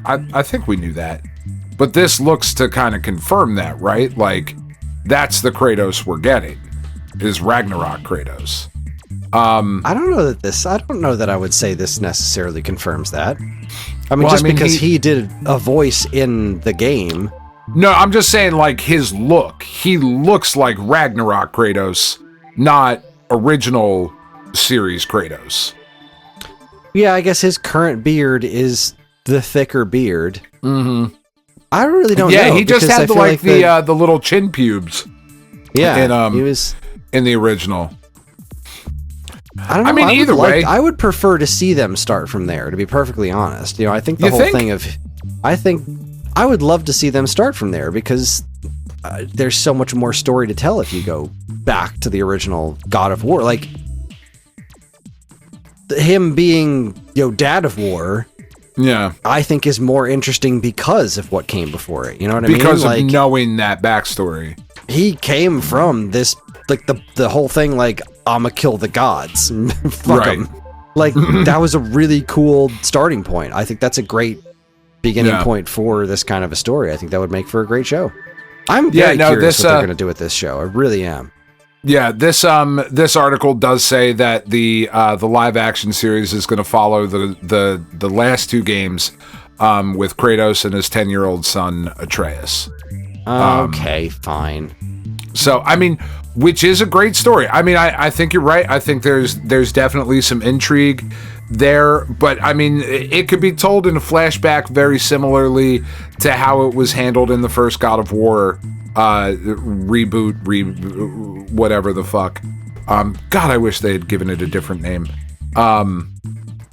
Yeah, like when they handled Kratos getting the Blades of Chaos back and they told the story, like all of that just worked really, really well in that PS4 God of War game. So, you know, I think it could work here if they decide to go with it. Regardless, I hope this show is great. I need it to be great. I just desperately need this show to be, man, is it too much to hope that it's as good as Fallout? Because that's kind of the bar that the Amazon Prime show has to live up to now. Fallout's incredible. You know, I'm looking at fucking Deathclaws last week. Like, what the fuck? Like, seriously? This is what we're doing? Holy shit. This is amazing. You know? We'll see. I haven't started season 2 yet. It's not a spoiler for anything. Like, they're... Yeah, I've seen them in the news posts. Yeah. That was a thing. Yeah. No, did we not? We did miss the other one. The first pictures of Sophie Turner as Lara Croft came out as well. Right. The live action Tomb Raider. And she looks great too. I think this guy... Like Sophie Turner dressed up as Lara Croft. Yeah. Sure. This dude looks great as Kratos. I think she's going to be a really good Lara Croft. I'm really cautiously optimistic about where we're going with, you know, video game media. Agreed. Yeah. You are. I agree that you are. Yep. Moving right along, Retro RGB reports Mega AV Sega triple bypass successor. So the triple bypass is the thing that we've carried a bunch of them at Stone Age Gamer. It's a relatively common mod to get better video and audio and video stuff out of your Sega Genesis or Mega Drive, and the Mega AV looks like it is a thing that is going to do that, but better. Quote the article, it's a successor to the, let's see, it's a mod from Rip Felix, RG Better, and Vill94. I don't feel like these names are meant to be said. But anyway, they bypasses the audio and video from Sega Genesis and Mega Drive and aims to be the best analog experience possible from the console. And now this new one is doing it one better. So I'm looking forward to seeing where this all goes, what the actual product works like, and I hope that it continues to evolve, because I love these kinds of things. I don't know much about them, I don't really understand them, but I love that we carry a lot of this stuff at Stone Age Gamer. I love that we do these kinds of upgrades and stuff to old systems to make them look and work better than they ever have before, and I hope that never stops. Making it as accessible and as good looking as possible, never a bad thing. Time Extension reports, we're not okay shipping it. Hyperkin explains why its handheld Sega Genesis, the Mega 95, has been delayed. Quick Mega 95 development update for everyone waiting and asking. Hardware is locked in and finished. The holdup is software, specifically how the current build is translating game graphics. We're seeing visual artifacts and occasional tearing, and we're not okay shipping it like that. We've been grinding on this for months, and it's the core reason that the release has taken longer than any of us wanted. We know what kind of performance is unacceptable, especially for a product built around the feel of classic games. The good news, we're actively iterating and expect to have a new software build to test soon. Once we're satisfied the visuals are clean and stable, we'll move forward with mass production. Thanks for sticking with us. We'd rather be late than ship something that isn't worthy of your collection. And it goes back to that Shigeru Miyamoto axiom, right? Like, bad game is bad game forever. You know? Yeah, I would much rather them work on it till it's right than release something half-assed. And this is a really cool looking product. Hyperkin, I feel like, so tell me if I'm wrong here, Kris, because you're a little wrong. bit more... You're wrong! Fuck, all right. Well, good night, everybody. You're a little bit more plugged into this scene than I am, right? But Hyperkin, at least to my understanding of them, has fallen off a little bit over the years. They used to be kind of like the go-to for old school, like with the Retrons and shit, right? And then after a while, like Analog came along and other companies, and Hyperkin is just kind of like, oh yeah, Hyperkin. Is that a crazy assessment, or is that somewhat accurate? As far as I believe their reputation is concerned, like, I'm not going to speak directly to, like, we carry Hyperkin products as Stone Age Gamers, so right. I'm not here to decry anything. No, neither am I. Their reputation does seem to have fluctuated a lot. Like, they were, I want to say, back in the older days when it was like Hyperkin and like performance and whatnot. Hyperkin was kind of a higher echelon, right? And they like when it came to like just third-party controllers, they were a bit more higher quality. And then you're talking about with Analog, not even just with the Retrons, but other companies like Retro Fighters and 8-Bit Do started to really kind of take things to a next level. And Hyperkin stuff was always kind of designed to be a little bit more affordable, mass markety, I believe. And not that there's anything wrong with that. Like, no, God, there's nothing wrong with that at all. But that kind of got them a little bit, I think, of a slightly worse reputation because they were trying to do some more, I guess, prestige would be the word for it, but still fitting within their slightly more affordable kind of a situation. Whereas the perception of there's like, oh, this Hyperkin stuff is garbage because it's not like the 8-Bit Do controller. Like, that's way better. Like, okay, well, it's also like $20 less. So right. Like, we still deal in Hyperkin stuff all the time. They make some pretty solid products. They've been accused of stealing ideas for products. Have they? Basically pirating things. They've been accused of that a couple of times. I haven't seen any legitimate proof that they've done it. There were these like these game shelf kind of things, like these little tiny plastic shelves that I've seen a handful of comments saying that they ripped off this like independent developer's design.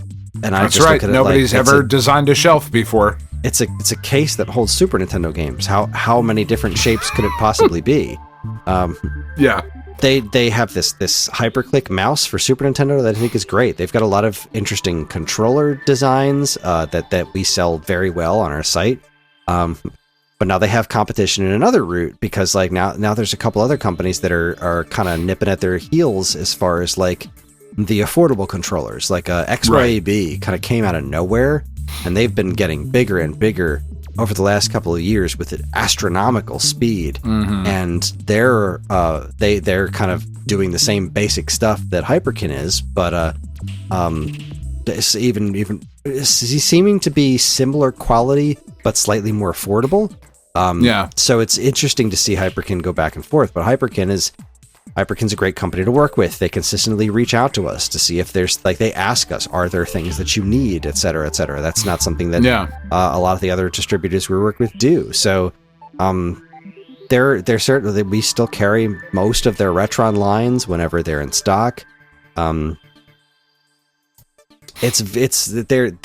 an interesting company. I don't know more about them personally. All I can really speak to is that. Now that said, this is one of those things that I think makes them a worthwhile company to deal with the way that we do, because they're not willing to just release it. And I think that's when awesome. You look at how far the Retrons have come. Even just the jump between the previous Retrons to the Retron 5, and then all the feedback that they took from the Retron 5, and then doing like the Retron SQ and stuff like that. It's very easy to jump on companies like Hyperkin and say like, oh, they're just a bunch of evil bastards who are trying to bleed this industry, our collective hobby, dry, because it's the easiest. It's so easy to point to companies like us or Hyperkin or Castlemania, or point to any of the people that are in this space and just be like, they're the bad guys. They're trying to ruin this hobby for us. Because it's so easy and fun, I guess, for the internet to find a villain and turn anybody into the villain. But at the end of the day, I haven't had that experience with them. They've been pretty solid, and they've been around for a long time. They've been doing this for ages. And I think the fact that they're still here and they're still trying to do different things. I mean, geez, I think it was Hyperkin actually that just they just released the the Retron GX, which is a TurboGrafx. Mm-hmm. And that's super cool. I haven't gotten my hands on one yet. I think they're going to send me one for review pretty soon. At least I hope they are. I can't remember if I put that on the list. But it's this tiny little doodad. HDMI, plays TurboGrafx 16U cards. It's got 2 controller ports right on the front. Hooray! And that is a really cool little thing for TurboGrafx fans. Like that's a really cool, relatively niche thing, and they just dropped that. But also, what was the other thing I was just looking at? Retro Fighters. I think they just did a deal with Retro Fighters where they're going to be more widely distributing Retro Fighters controllers, if I'm not mistaken. And that's kind of a really awesome, cool deal too.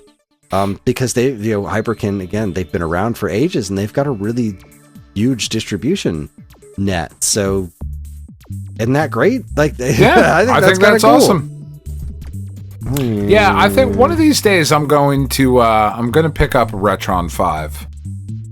It seems like something I should have. It's a neat thing to have. I had one for a while, and then I wound up getting rid of it because I didn't really have a use for it because of all I have here. Right. I don't know about that. I don't know that Hyperkin thing I said was true. I don't know if I just made that up. I just Google searched and I can't find anything on it, so maybe I'm just making stuff up. I thought I had seen something about that somewhere, but really, who knows?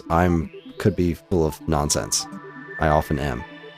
Yeah, but I feel like a Retron 5, like right back here, like set up with, right back behind me. Not that you can see it, but right back in the office, kind of opposite the where I sit and do my computing. Just to have, because I don't have. See, like, and I'm the type of customer that's perfect for. Because I don't have a massive library of stuff. I don't need or want, quite honestly, to have a bunch of systems hooked up to a CRT. Mm-hmm. That's just not a thing I have. It's not a thing I'm necessarily interested in. I understand the draw of it, and I understand why it's better. Yeah, blah, blah, blah, blah, blah. Sure, I get all that. Not what I'm saying. I am the target audience for something like a Retron 5. So, one of these days, Just if you get a Retron 5, make sure you use regular controllers, because I like the Retron 5 and all, but the controller that comes with the Retron 5, no bueno. No bueno? Got it. I do not care for that at all. I am racking my brain on where I got this Hyperkin Retro Fighters connection from. I cannot find any evidence of it anywhere, and I don't know where I got that from. No. I feel like Retro Fighters made some sort of deal with somebody to expand their distribution network, and I thought it was Hyperkin, but I don't know. Just making stuff up here. Doesn't matter. Anyway, moving right along. Good. Time extension reports. Oh, I love this story. The popular arcade-inspired platformer Donut Dodo is coming to the N64 and the Dreamcast.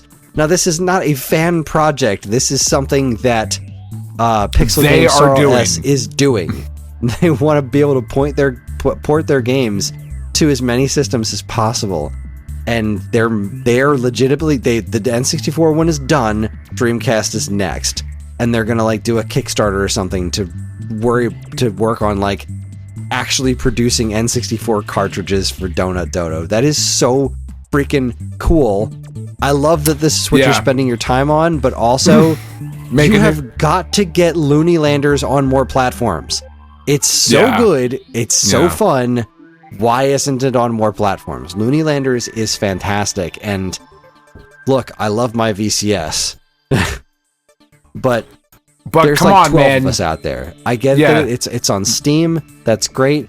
But as far as I know, it's just on Steam and VCS. Looney Landers is so good. Come on. So how much is it on Steam? I'm just wondering. Like Let's see. $2. It is currently $7.99. It'll go on sale. Landers. It's $7.99. Yeah, $7.99 on Steam. I will. I'm gonna add it to the wish list, and I'm gonna keep an eye on the. So right now, though, like, so this is not a bad bundle on Steam right now. For $31.15, you get Sigi, a fart for Melusina, Sir Lovelot, Donut Dodo, Cash Cow DX, and Looney Landers, all for $31. It's not bad. Yeah, that's not bad. Sigi and Sir Lovelot are interesting to me because they're I feel like Donut Dodo is where he really fell into like his groove. Yeah. And these other two games are very I've always been interested to try them because I like his other games so very much, but they're so different from what Cash Cow, Donut Dodo, and Looney Landers are. Yeah. Anyways, Looney Landers is good stuff. Pick it up on Steam, and I hope it comes to other platforms. Is indeed something that I am interested in. All right, what's next? So I lied. I also added this story. Gematsu reports that Sea of Stars is coming to iOS and Android on April 7th and will be priced at $9.99 with pre-orders available now. You can get the game for $8.99. Look, if you've listened to this show at all, you know that we both absolutely fucking loved Sea of Stars.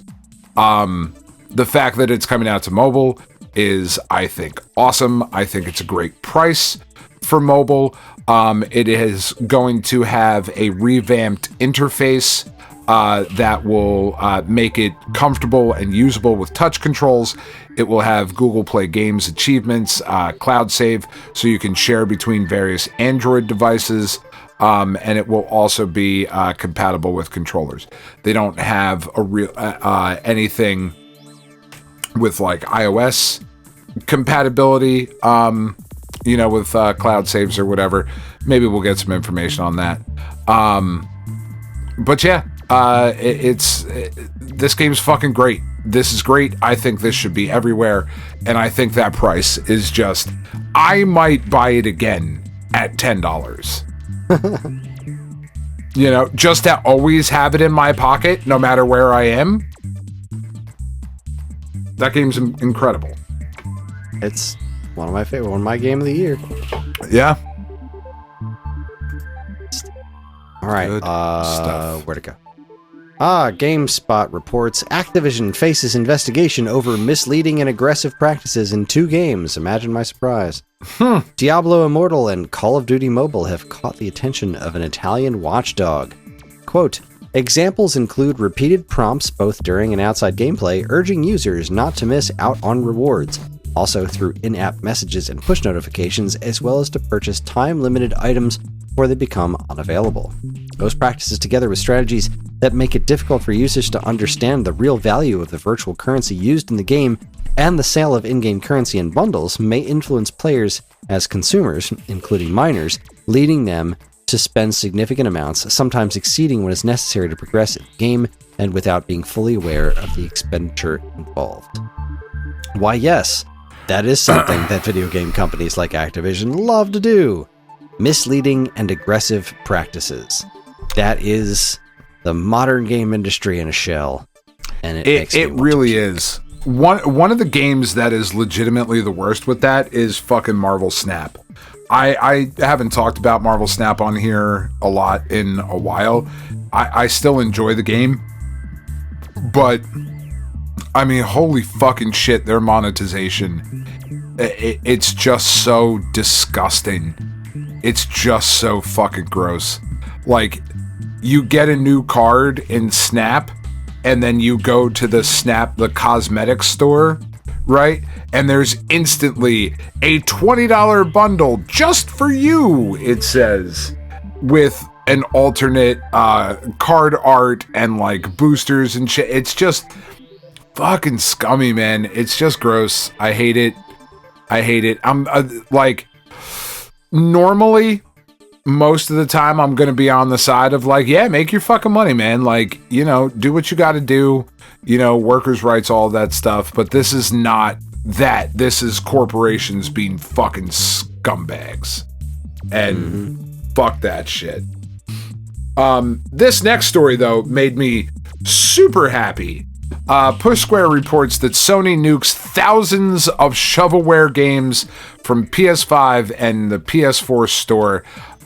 These are from Thai Games, that has just a bunch of titles. Like, I mean, now, we talked about those Disney games earlier, being like, who cares? But I mean, people definitely care about these games because, like, the Jumping Burrito was taken down, and the Jumping Pizza, and the Jumping Taco. Like, fuck, dude. Every time I go to, like, the PlayStation Store to, like, look for something, there's all of this, I assume it's AI derivative shit that is just fucking garbage.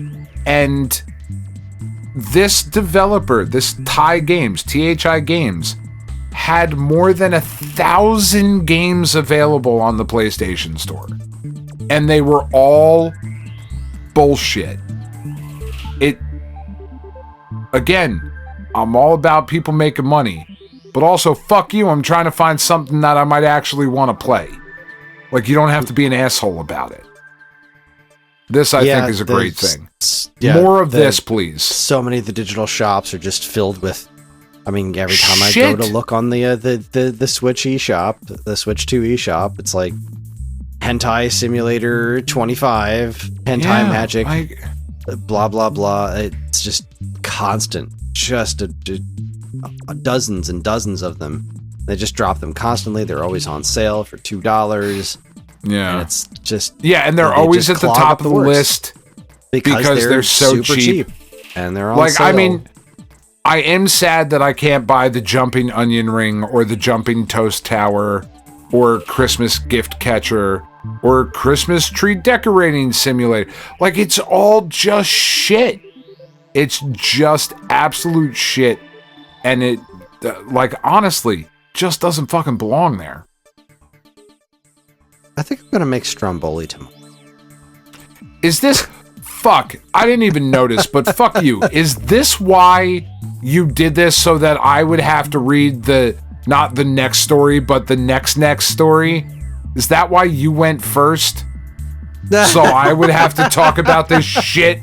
Oh, I'm so impressed that you think I planned that far ahead. Fuck you. You must have. I'll read it. We can switch if you want. No, I don't mind. I'll fucking do it, Kris. I did not. I'll do it because purpose. it's what you want. It's what the listeners want. Well, then I will jump in with Go Nintendo reports. This blows my mind. Nintendo New York hosting Final Fantasy VII Remake Integrated Launch Event. Director Naoki Hamaguchi set to appear. The remake of Final Fantasy VII is having a special event at the Nintendo store. This is so far... Through the fucking looking glass. Yeah. Do you remember Final Fantasy for Nintendo 64? And then Square being like, never mind. We've done nothing but great things with Nintendo for ages, but we are jumping ship to PlayStation because of CDs. Final Fantasy VII had an ad campaign specifically aimed at Nintendo for not having CDs. The new version of Final Fantasy VII is not only coming to Switch 2, but being celebrated with a launch event at the Nintendo store with the game's director is so batshit crazy to me. Yeah, it's pretty great. And to be fair, right? Like, they weren't wrong back then. Final Fantasy VII was not doable in the way that it originally came out on the N64. It just wasn't. No. And maybe they were a little petty about it or a little shitty about it, but whatever, like... No, they should have been. It was a great Get ad with campaign. the times, It sold Nintendo. It sold a bajillion copies, and now you look on it. You look at it now, when you look at the N64 versus PlayStation, there's more value in a lot of N64 games than PlayStation games, because PlayStation games became so disposable, but also like, they were so much less expensive. They were so much more accessible. Yeah, that's they were not less a bad durable. thing. They were less durable than cartridges. Sure.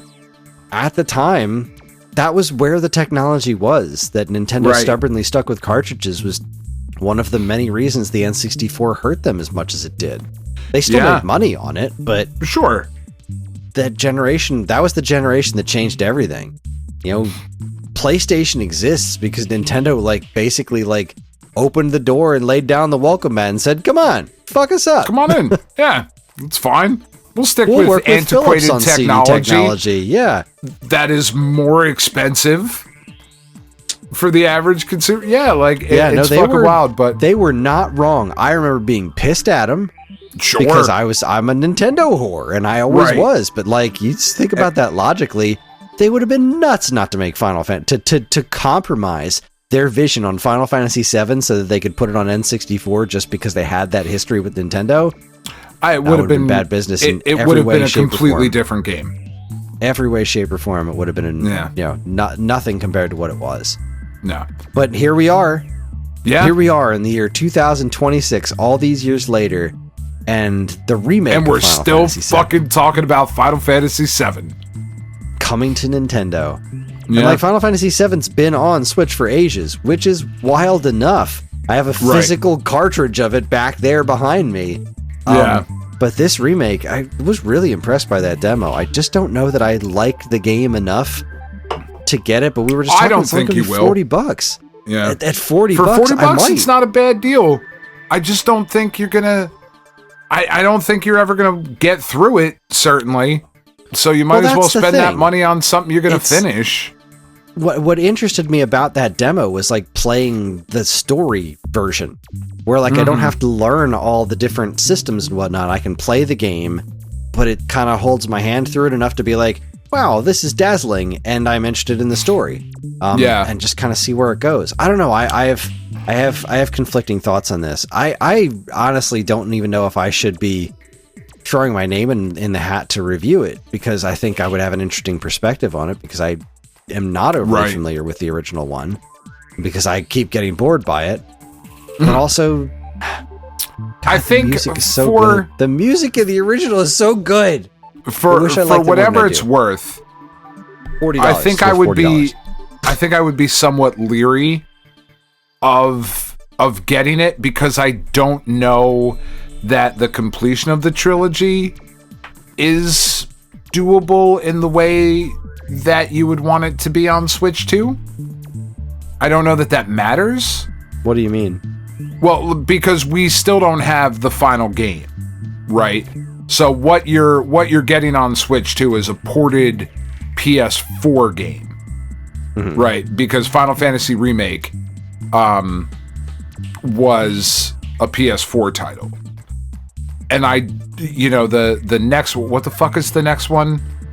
Final Fantasy, the second chapter of it was whatever the fuck the second chapter was called, because I can't think of it right now. Rebirth was a PS5 title, and we don't have the next one yet. So I don't know how much that matters as far as the collector side of it, right? Do I want to split up this trilogy on multiple systems? Because I do know that there have been just anecdotal evidence from discussions I see online in different Reddit forums and whatever, of plenty of people who have repurchased the Final Fantasy VII shit with the PS5 version, so that theoretically the collection is complete on one system. Like I said, I don't know that matters all that much, but I don't know that you're going to get the PS5 games or the potentially even PS6 game ported down to Switch 2? It is currently in development. Final Fantasy VII Remake Part 3 is in active development for multiple platforms, including the Nintendo Switch 2. So okay. There's already plans for the second part on Switch 2, and the third one is being developed with the multi-platform strategy in mind. And believe me, that's what I hope it is and want it to be, and I want there to be parity in those versions. Because as much as I love Final Fantasy VII on the PlayStation and kind of was shitty about it way back in the day, it always felt right being on a Nintendo system. You know, I kind of love that it's there. It makes me very happy too, and Square has very much signed on to this multi-platform strategy, right? Yeah. Their single platform approach to this has kind of bit them in the ass, and they've realized that there's a lot more money to be made with approaching things from more multi-platform strategy on something like this. So that's why they're working on the rest of the Final Fantasy VII games to land on multiple platforms instead of just being PlayStation first, which I think is a smart strategy. I do too. And I don't think we actually posted this story in here, but the PlayStation versions of 7 Remake are getting the new features that are being added to the Xbox and Switch 2 versions of the game as well. So yeah, with a patch or whatever the fuck. Yeah. Mm-hmm. I think we're looking at 2027 is the goal right now. I mean, I wouldn't be surprised if it got delayed a bit, but that does seem to be the it's not going to be exclusive to PlayStation. It's coming to Xbox and Switch 2 and PlayStation theoretically at the same time. As it should. For Part 3. Yeah. As it should. Yeah. All we right. shall see. Fuck you, fuck them, fuck everybody else. Time Extension reports that not a single pixel, Kris, not a one, of the new Echo the Dolphin game will be generated by AI, insists the series creator. Look, stories came out this week that there are multiple Echo the Dolphin games coming out that are in development and are going to grace our homes and our screens with just dolphin-centric action. And so what was it? A month ago, 2 months ago, we talked about some of the AI imaging being used in some of the Echo the Dolphin stuff that was getting kicked around. And now the creator's coming out and being like, absolutely no AI will be used. And, you know, I gotta be honest, this is the one time where I'm like, maybe let AI make the game. Maybe just do that. It'll be fine. Maybe it'll be able to make a game that's fucking playable and understandable by anyone. Fuck Echo the Dolphin in its stupid blowhole. I hate you. The first comment on this news story is from Godless Preservation. So are we still pretending that Echo the Dolphin was ever good in the first place? Or have we all grown up and gotten over that shared delusion already? Like, what the fuck are we even doing? Why? So, like, in all seriousness, right? It like, if I could be serious for a minute. It's a very Lance Storm reference that, like, 6 people got. I mean, more than 6. He was a very popular wrestler. But you didn't get it, Kris, so I felt the need to explain the context there. Echo the Dolphin is a shit game. It is. I hate it because of how shit it is and how frustrating it is and how I had to hear people try to tell me that it was a good... It's not a good game. Objectively, it is not a good game. That doesn't mean that the creator is a bad person. I suspect he might be, because he unleashed that upon all of us. But it's not a fucking good game. It's not a good game. And this pretending that it is ridiculous. And all of you need to stop gaslighting me. That's right. I don't know if you knew that's how it was pronounced, Kris. You've actually been saying it wrong the whole time. It's not gaslighting, it's gaslighting. Just so you know. What you did there. Look, I disagree. I don't think Echo the Dolphin is a bad game. You're fucking I don't think wrong. It's a great game. I love you so much. You're fucking dead wrong. I think its story is complete nonsense. I think it's an interesting game. I don't think it's a bad game. I don't think it's a great game, but I think it's a very interesting game. I rather like it, and I think the music's incredible. Sure. We're not talking about the soundtrack.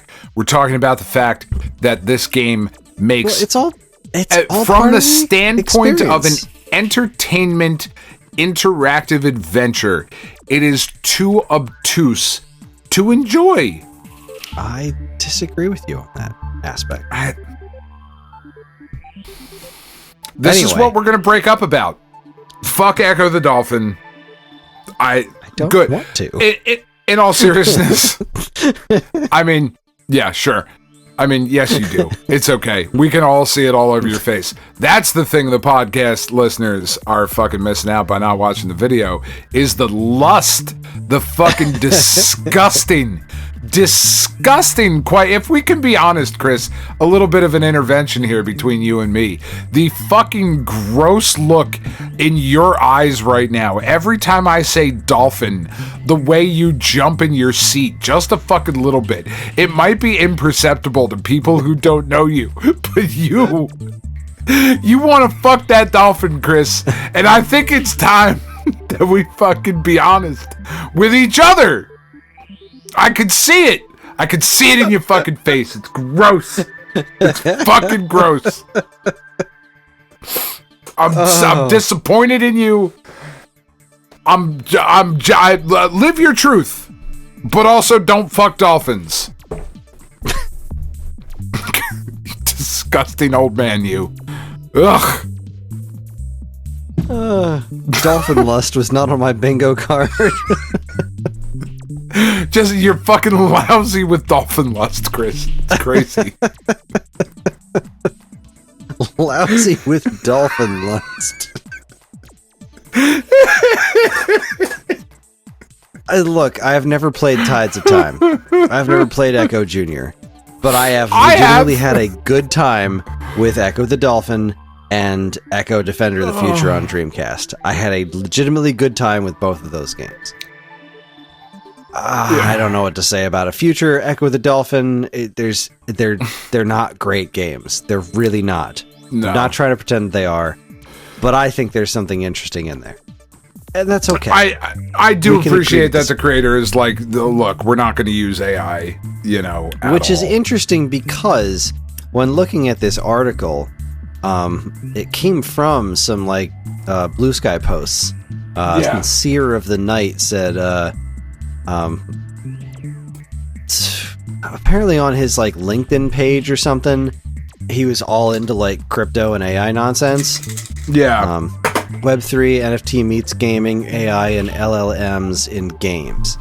Was on this fella's. Yeah, exactly. I don't like any of that. But why is this here? Because this was from May. We talked about it a while ago. I guess this response about there being nothing, not a single pixel will be generated by AI is what the news story is. But yeah, he had been kind of called out for being interested in this stuff in the past. But although he added that he intends to be all in on DLSS on Switch 2. Which that's frame DLSS? generation and so that is, yes, is that AI, there's an argument to be made with that, as far as but that's the kind of stuff that we've argued before, that this is what we should be using it for. This is the kind of thing to fill in the mixing pixel. And maybe I'm talking out of my ass. I very well might be. Because now I'm upset that I can't get my cleaning tools out of their case, Kris. I don't know what's happening, and I'm very upset. But yeah, there's a bunch of stuff that is done frame generation and that sort of thing to make games look better and run better on underpowered systems and provide a semblance of the same experience to different users. And that's I think that's a different thing, right? I think I don't think that's necessarily a bad thing. I don't know. I don't either. But I don't do pretend know enough to know enough. I do know that this next story is somewhere between fascinating and infuriating. Okay. IGN reports, awful Nintendo DS game Disney Cory in the House now selling for hundreds of dollars on eBay amid viral Metacritic campaign. Yeah, so a bunch of explain this people- story to me, because All right. I saw the headlines and went, I don't know that I want to know any more about this, but I know we're going to talk about it. And this is one of those things, ever since this game came out, has been one of those, wow, this is the dregs of humanity. This is the worst thing ever. This game's got to be amazing. And it just became a joke about how this Right. horrible game is some sort of amazing thing. But now people have kind of caught on to its artificially inflated Metacritic score from a bunch of fake reviews talking about how the game's the most amazing thing ever. It's Cory in the House for DS. It's amazing, like, It's ironically. the best. Okay. But now because of this whole, like, it's getting close to having the highest Metacritic score of any game ever. And so the idiots that are just perpetuating this joke are like, we've got to get as many copies of this game out there into the world and get more reviews so Cory in the House for DS can be the highest rated game on Metacritic. And it's one of those things that's just, memed itself out of control. And here we are. Yeah, I mean, sometimes you just didn't stop to think whether or not you should. IGN's official review. Let's see. If you have a copy of Disney Cory in the House yourself, or you can source one from a local secondhand store, now might be a good time to try and turn a profit. Or, of course, you can hang on to can. the title, which IGN rated as an awful 3 out of 10 when it released almost 2 decades ago. Quote, the game has some of the clunkiest controls we've seen, the presentation is insultingly stupid, the minigames are hardly games at all, and on top of everything, it's really short, wrote IGN in our Disney Cory in the House review. $400 well spent then. Yeah, it's terrible, but the notion of the internet notion of having something terrible be, I don't know, listed as one of the best things ever is just too funny for people, I guess. But who in this economy, who has fuck you money to spend $400 on Cory in the House? Give that money to fucking charity. Do something meaningful with your life. Fuck's wrong with you? Ugh. Anyway. Oh, I didn't realize this story is in here twice. Yeah. All right, well, our final story for Week Old News this week then comes to us from our friends over at GameSpot, Kris, where they tell us, Evan Campbell in particular, not our Evan, but our other Evan, tells us that a new secret ending for Super Mario World has been discovered, and it's this is Evan Campbell reposting something from Super Mario Broth. No, this says Evan Campbell.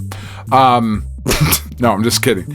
Yeah, the tweet from Super Mario Broth is here in the article. Using a combination of glitches in Super Mario World, Yoshi can be taken into the final battle where he can eat Peach upon Bowser's defeat. With Peach gone, the ending will not play, and Mario and Yoshi will simply stare at each other forever. Watch the video, it's great. That's fucking awesome.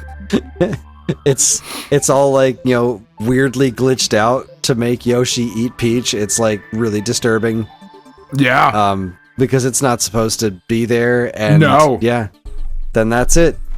I actually think ending that's triggers, probably what the ending was supposed to be. Just Mario and Yoshi staring into each other's fucking eyes with fucking dolphin lust. Just ready to go. Outstanding. Love it. It just speaks to that game, man. How are we still finding shit we're about still finding Super new Mario stuff this many years later? That's fucking crazy. That's crazy. All right, folks, that's going to wrap things up for Week Old News, and that's going to wrap things up for this segment of our show. We're going to take ourselves a quick break, and when we come back, we're going to do a little check-in with the Checkpoint. You are listening to the Stone Age Gamer podcast from geekade.com. Stick around.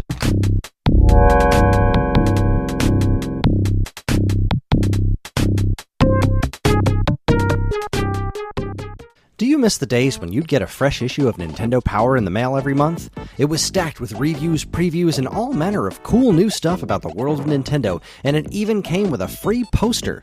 Well, you don't have to miss those days anymore because Nintendo Force is here.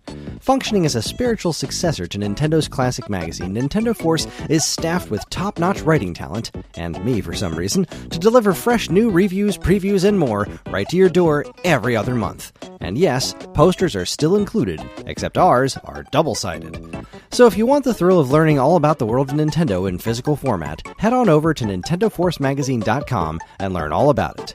Nintendo Force Magazine, the force of Nintendo fans.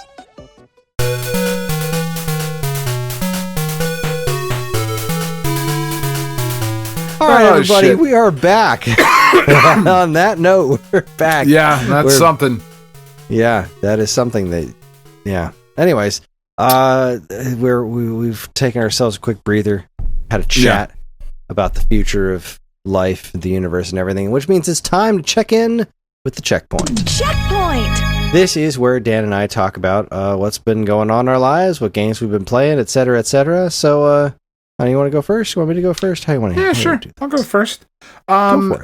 So this week has been primarily Ball Pit.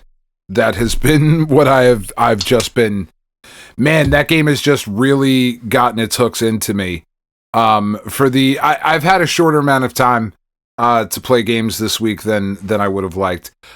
We did get up to earlier in the week. We got up to Tiff and I, the final, from what I've come to understand, the final area in Indiana Jones and the Great Circle. Really enjoying it. Happy, like I said last week, happy to have gotten through the Egypt section, then moving on to the Himalayas. Now moving into the jungle area. That was really good. Like, there's some really cool set pieces in that area that I can't remember the name of the country. It just escapes me at the moment. But we're now into the final section of the game, and I've really enjoyed it. I'm really curious to see where this all kind of wraps up. I have not loved the first person fighting aspect of it. I've tried to do it as little as possible in the game, but there are just some sections where it's like, oh, and now it's a fist fight, and fuck, this is really dragging the experience down for me. Because I just don't think it's executed very well. I just don't care for it. It's not for me. But everything else in the game has been, for the most part, really good. And I've just enjoyed the shit out of it. But I am looking forward to being finished with it so that we can, kind of move on to other things. I can turn my attention to Metroid or to Ghost of Yotei or, whatever the hell else I would like to get to. The other side of that is that most of the free time then has been spent with Ball Pit, and that game's fucking great. I feel like I am coming up kind of towards the end of that one as well. I feel like I'm getting to a point where I've done most of the things. I don't think I'm gonna go like for all the achievements. I've got 11 out of 63 achievements on it. So I know that there's a lot of stuff that is, that I could go for in different things, but I've unlocked most of the characters at this point. I've unlocked most of the balls and most of the combinations and all of that stuff. I was playing a run. What was it yesterday with the flagellant or the flagellant? I don't actually know how you're supposed to say it. But I unlocked an ability, one of the houses that you can build in your village, right? Gives you the ability to take two characters into the pit with you, and you get both of their abilities, right? So the itchy finger shoots everything super quick, but your aim is scattered, right? He's like the second character you unlock. Or at least he was the second character I unlocked. I assume it's the same for everybody. I don't actually know. Which one was he? I'm trying to think of the second character. Finger. Yeah, he's got like a beard and he shoots really fast. I think God, I'm trying to remember what the second character. Like, so when you say the second character you unlock, you mean the third character or the second character? Yeah. Oh. So I guess the first you unlock. Yeah. And what is his weapon? The itchy finger is burn, because the fire. Your original guy is the spike ball. Right. This guy is the flame, like the fire. Is that? Let's see. I'd probably recognize a picture of him. I don't. Yeah. I'm looking up a picture because I can't remember the. What does he look like? What does he look like? He's got like the pirate hat on. Not a pirate hat, but like he's got like a beard and like a white goatee-ish beard. Okay, yeah, that is the second guy I unlocked. Yeah. Yeah, okay. He's fucking great. I love him. And when you mix him with, or at least what I experienced, I did a run with him and the Flagellant, who's one of the guys that I just unlocked. And what's cool, like his bonus ability is that the balls just continue to bounce even when they come all the way back to the bottom of the playing field. So, like, you know how when they hit the bottom of the playing field, they go back to you reshoot them, right? Yeah. With this character, they just continue to, like, pick up speed. They just bounce off the bottom like it's normal. So you've got the additional speed from the itchy finger. The ball's just continuously bouncing from the Flagellant. Then the passive buffs that you can get from the upgrades throughout the dungeon of increasing the shooting speed, increasing the amount of baby balls that you get from different, like I got all of those buffs, and by the time I was done with it, there were thousands of things flying around on the fucking screen. It was just awesome. I fucking loved it. It was just so much fun. And that game really has been perfect for these last couple of weeks where I haven't had a ton of time outside of like playing Great Circle with Tiff, of just sitting around on the couch. Like I can kind of play this passively. Again, very similar to Vampire Survivors, right? Of like, I know what I'm going for. I can just kind of jump in here and shit is happening on the screen. And I don't have to dedicate a ton of brain power to it, but I'm still just absolutely enjoying the shit out of it. That game is fucking awesome. I've put, according to my Steam account, for however inaccurate that is most of the time, I have put 14 and a half hours into Ball Pit.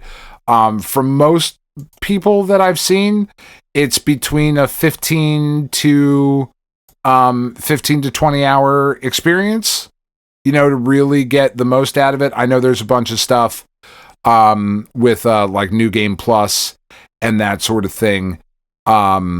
I don't know how much I'm going to jump into all of that, but I do know that there is DLC coming for the game relatively soon.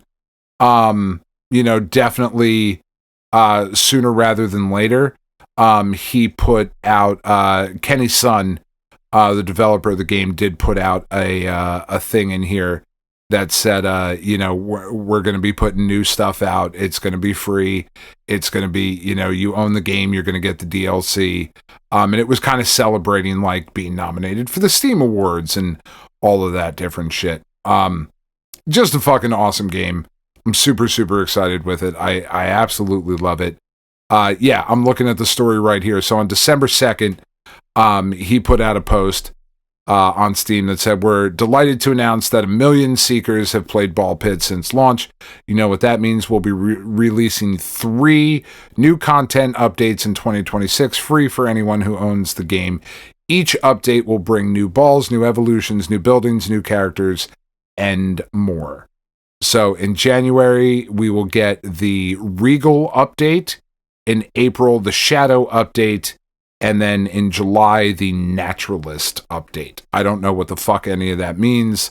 But I'm really excited about it. This game's fucking great. It's just so much fun. It has really scratched that particular itch. And I'm kind of looking forward to jumping into maybe Clover Pit next. Clover Pit's got a very similar kind of vibe to it. There was another one that just had a demo came out for it. It was I'm looking through my list right now to see if I can find it. No, all of these games have been released. Sorry, my fucking Steam list is huge.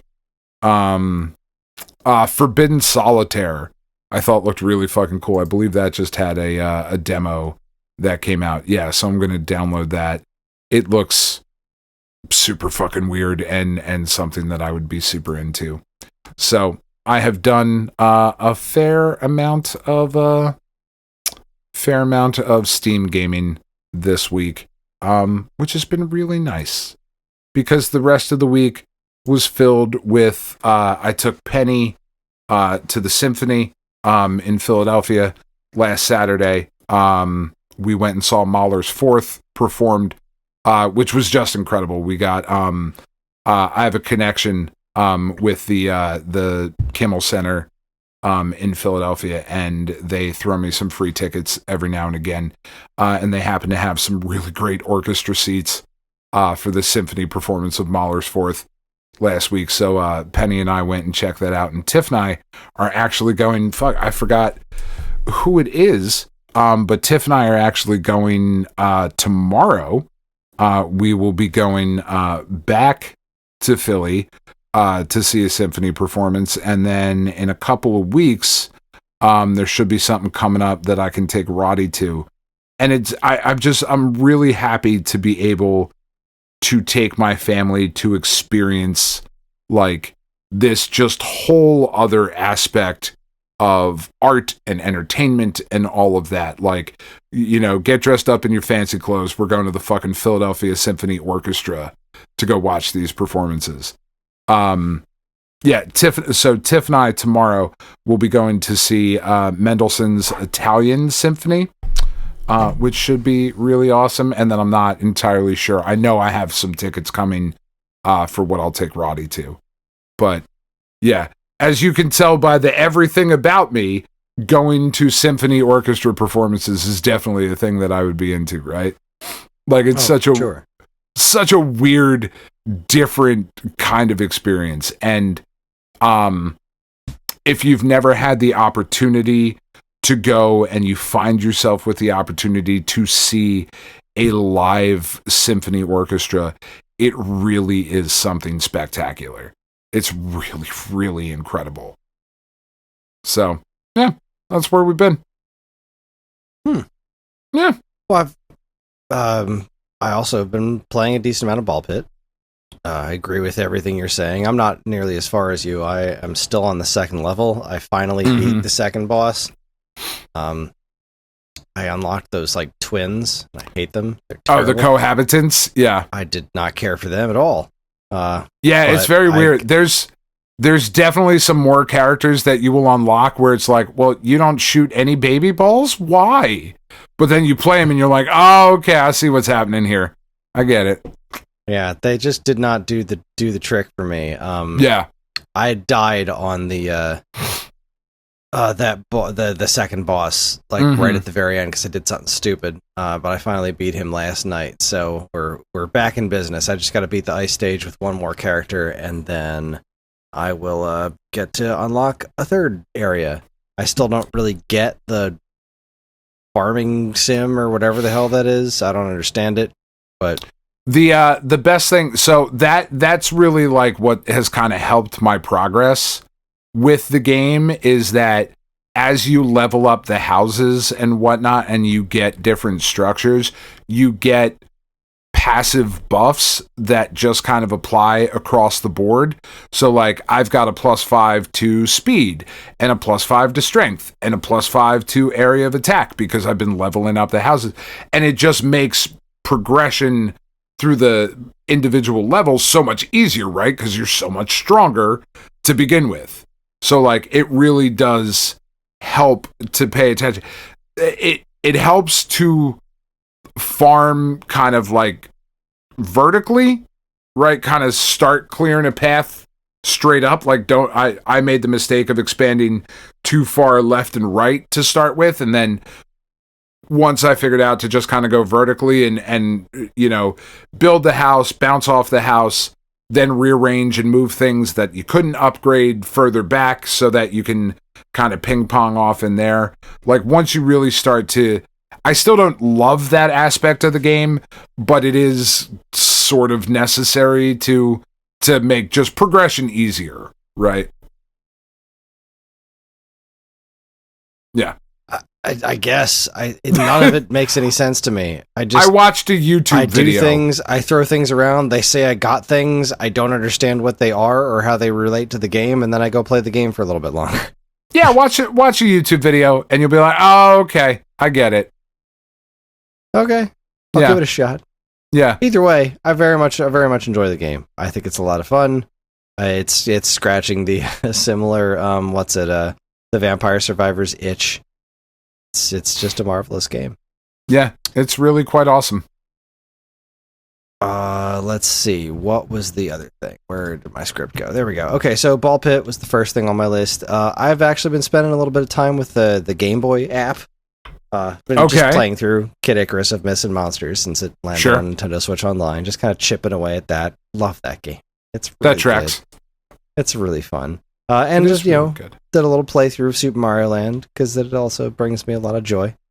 But the big thing that I've spent as much time as I could this week, which was, again, not nearly as much as I wish it was, but I'm going to put more time into it this weekend, is I've really put some time into Adventure of Samsara, which is the game that I've gotten to review. I've been playing it on the VCS. It's really weird, in a good way. Okay, so tell me about this game, because I'm fascinated by it. And especially how overshadowed it got. Yeah, right. So this released the same day as the Silk Song and just got completely drowned out. This is a sort of spiritual successor. It doesn't even seem like the right word. It has ties to Adventure for Atari 2600.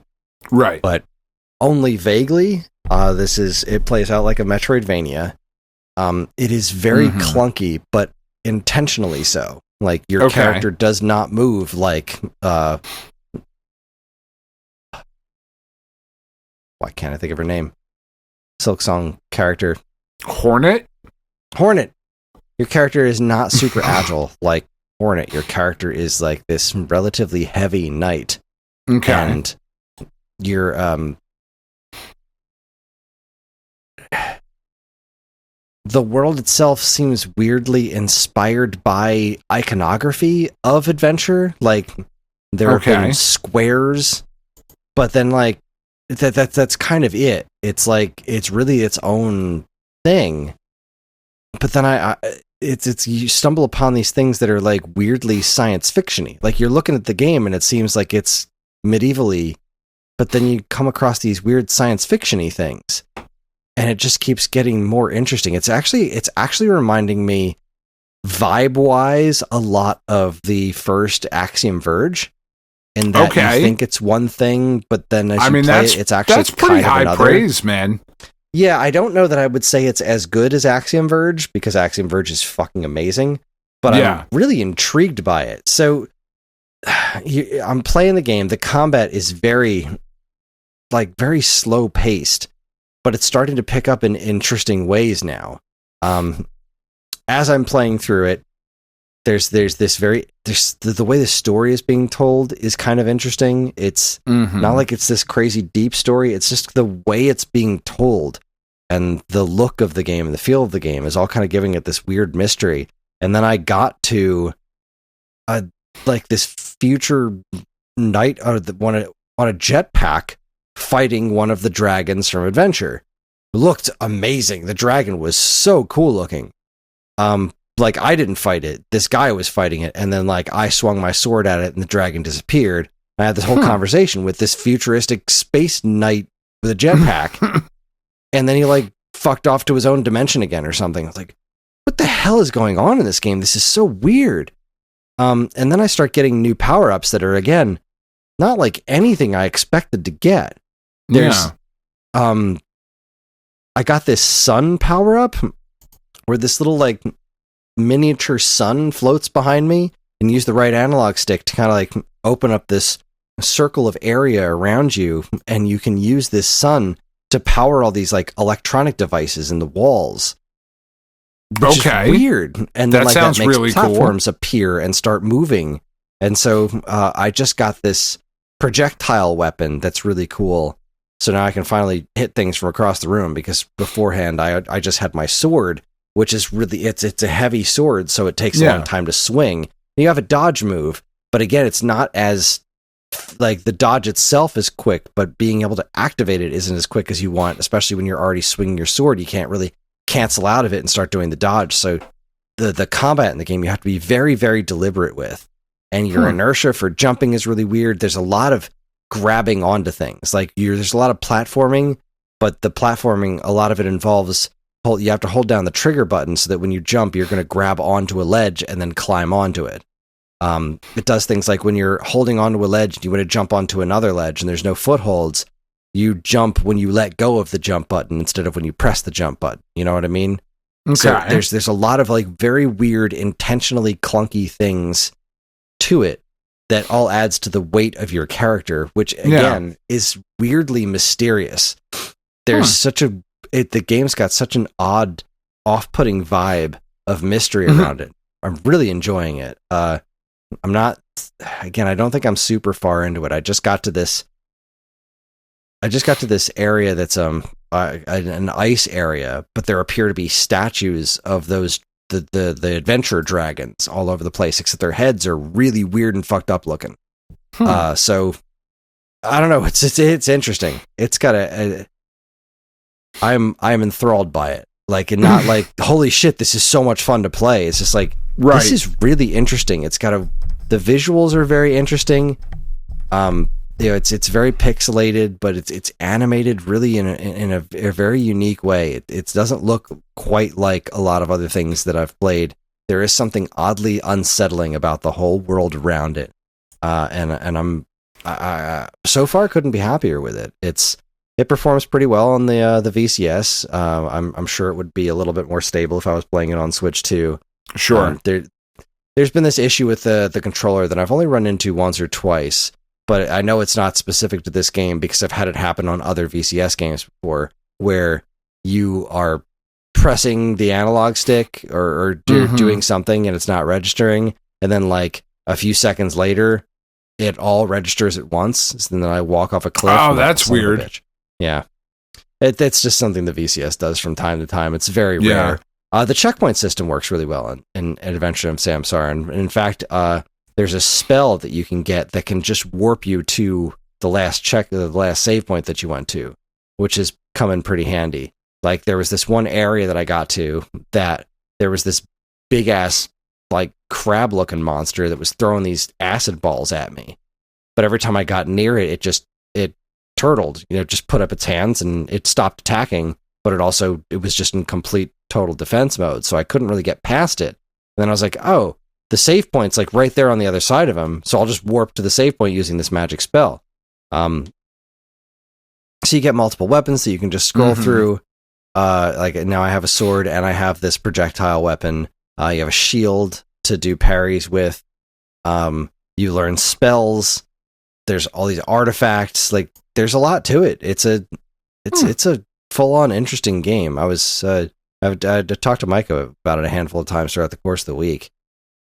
I think it's really cool. I think it's tragic that it got so overshadowed, because while it may not be mechanically as accessible, I think, as something like Hollow Knight, where Hollow Knight just feels good to play, this one kind of makes you earn it. This one just right off the bat, it doesn't feel wrong to play, but it very intentionally doesn't feel good. It's like you can jump really far, but only with like this specific inertia to you, because you are a heavy medieval / futury knight character. Yeah, it's weird, but I'm really into it. I'm really into it, and I'm very curious to see where it's all going. It does look really cool. Like, I think it looks really neat. It's definitely something that, like, I wanted to check out, but man, was that just the wrong time to put that game out. Wrong day. Yeah. Wrong day. Just really, really was. Yeah. Maybe one day. Yeah, it went on super sale on the VCS, and that's why I bought it, and I'm so glad I did. And I'm glad that How I'm gonna much get did the you chance pick it up to for? review it. Boy, I wish I could friggin' remember. It wasn't that long ago. I think it was like $10, which was perfectly fine by me. Yeah. And it was so far been well worth the price of $10. I just really wanted to have it on the VCS. Yeah. And I got to tell you, it's I hope that I know that, like, Nintendo Force isn't going to change the world or anything like that. Sure. But I do hope that I can convince some people to give this a try. Because I mean, that's really all you want, right? Like, yeah, podcast, Nintendo Force, whatever. Like, it's what we're doing this for. I mean, in addition to hanging out and just getting a chat, like, it's also part of it is like, these are fucking cool games, man. You guys should check them out. Yeah, this is one of those things. Like, if you were even if you like Metroidvania type of games, not that I'm a huge fan of that, terminology, but if you're into these kinds of games, I give this a shot. Yeah. If you can get it on sale or whatever, throw it on your wish list. Next time it shows up on sale, give it a shot. It's weird, and I guess I don't play enough indie games. Like, I couldn't tell you for certain that there's nothing else quite like this, but I can say that I've not played anything else quite like it. Yeah. And I think it's super interesting. Right the fuck on. Yeah. It's also worth noting that Atari has an official Bubsy, what are they calling this? An LED neon sign? Yeah. So Atari just posted all these LED neon signs on their website that they've actually had a couple up for a long time, and they look incredible, but they've just added Missile Command, Centipede, and Bubsy. And holy crap, do I want that Bubsy one. I want a Bubsy LED sign so bad. I actively don't want you to have it. I don't want you to own it. The podcast. Oh my god, I love it. I want it so bad. I want nothing to do with it. I want this Pong one they have too. The Pong one's really nice. But the Bubsy one is just so completely insane. I really want it. I'm so sad that it's only $50. I could probably swing it. There's just so many better things to spend $50 on. Yeah. Like, literally anything else. Glowing with catitude. Oh! The fucking... your dolphin lust and your cat fancy is fucking gross, Kris. It really is. It's something we need to seriously talk about. You, me, the listeners, everybody. Dolphin lust and cat fancy. It's disgusting. It's absolutely disgusting. Oh, I just found out that a couple of days ago I got the notification from Limited Run Games that my Bubsy collection for Switch was shipping. I was like, shit, I bought that physically? I forgot. Of course you did. The hell's wrong with me? A lot. A whole lot, Kris. Just a whole fucking bunch. A whole bunch. Oh. So here's the big question, Kris, before we wrap up. Uh-huh. So I've been looking at it for a while now, and I know it kind of got memed towards the end of the year or whatever, but the Amazon exclusive edition, for whatever the fuck that matters, of Clair Obscure Expedition 33 is in stock and ready to go.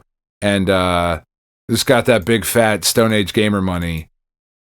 Do I need this game next? Do I need to play it? Not as much as you need to buy me a Bubsy LED light. I mean, this is $10 more than the fucking Bubsy LED. So yeah, I mean, maybe you're not wrong. I don't know. I don't know if I want like this special edition. I'm so torn. I'm so torn. I don't know. Because like the regular edition's $50. I don't know, man. I don't know how to answer that one for you. Yeah. All right. Well, yeah. Yeah, I guess that's going to wrap it up. Yeah. I'm thinking about glowing Bubsy on my wall, and you're trying to think about whether or not you want to buy a game that everybody seems to like. So yeah. This is why we work together. This is why we work together. This is why it's Could you just imagine, where would it go? Like if I had this glowing right Bubsy. In the fucking garbage. Right in the trash. You buy it and throw it right the fuck out.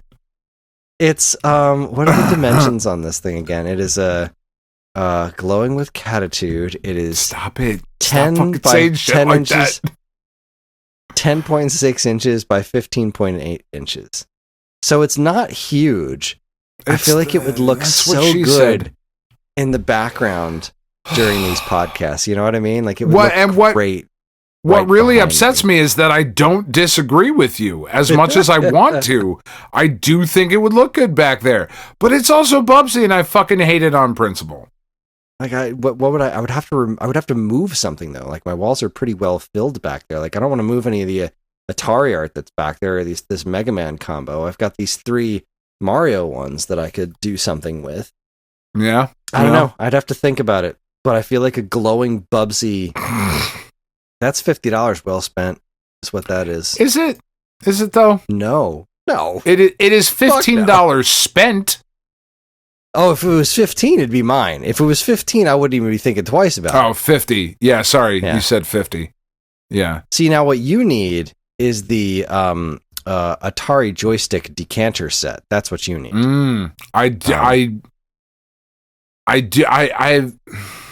It looks don't need excruciatingly awkward.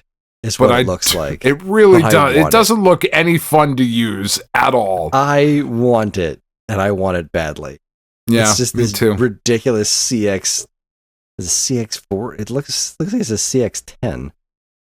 Ugh. I just want it. It's so dumb. It's dumb. Yeah, it's a CX10 Atari decanter set with 2 glasses with Atari logos on them. Absurd. Fake ass picture of somebody holding a box for it. They got it as a gift. Oh, I want it. Absurd. Not absolutely as much as I want. Yeah, it's $125. That Bubsy thing though, $50. Not fucking kidding about that shit. All right, seriously considering it. All right, yeah, let's wrap this up. It's time for bed. That is our show. Join us next time for the January 10, 20, 30, 40. We'll be hitting up the first one of the year, talking about notable game releases from January 10, 20, 30, and 40 years ago this month.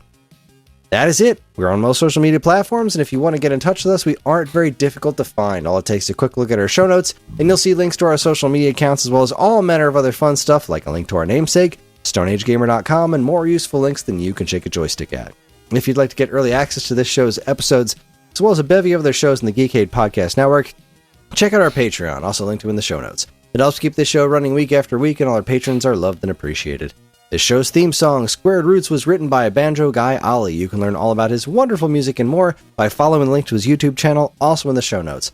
And finally, as always, we'd like to thank our intrepid editor, Evan, for making the show listenable for all you folks. I'd like to thank all you folks for listening in the first place. That's it. On behalf of Dan and myself, keep playing games.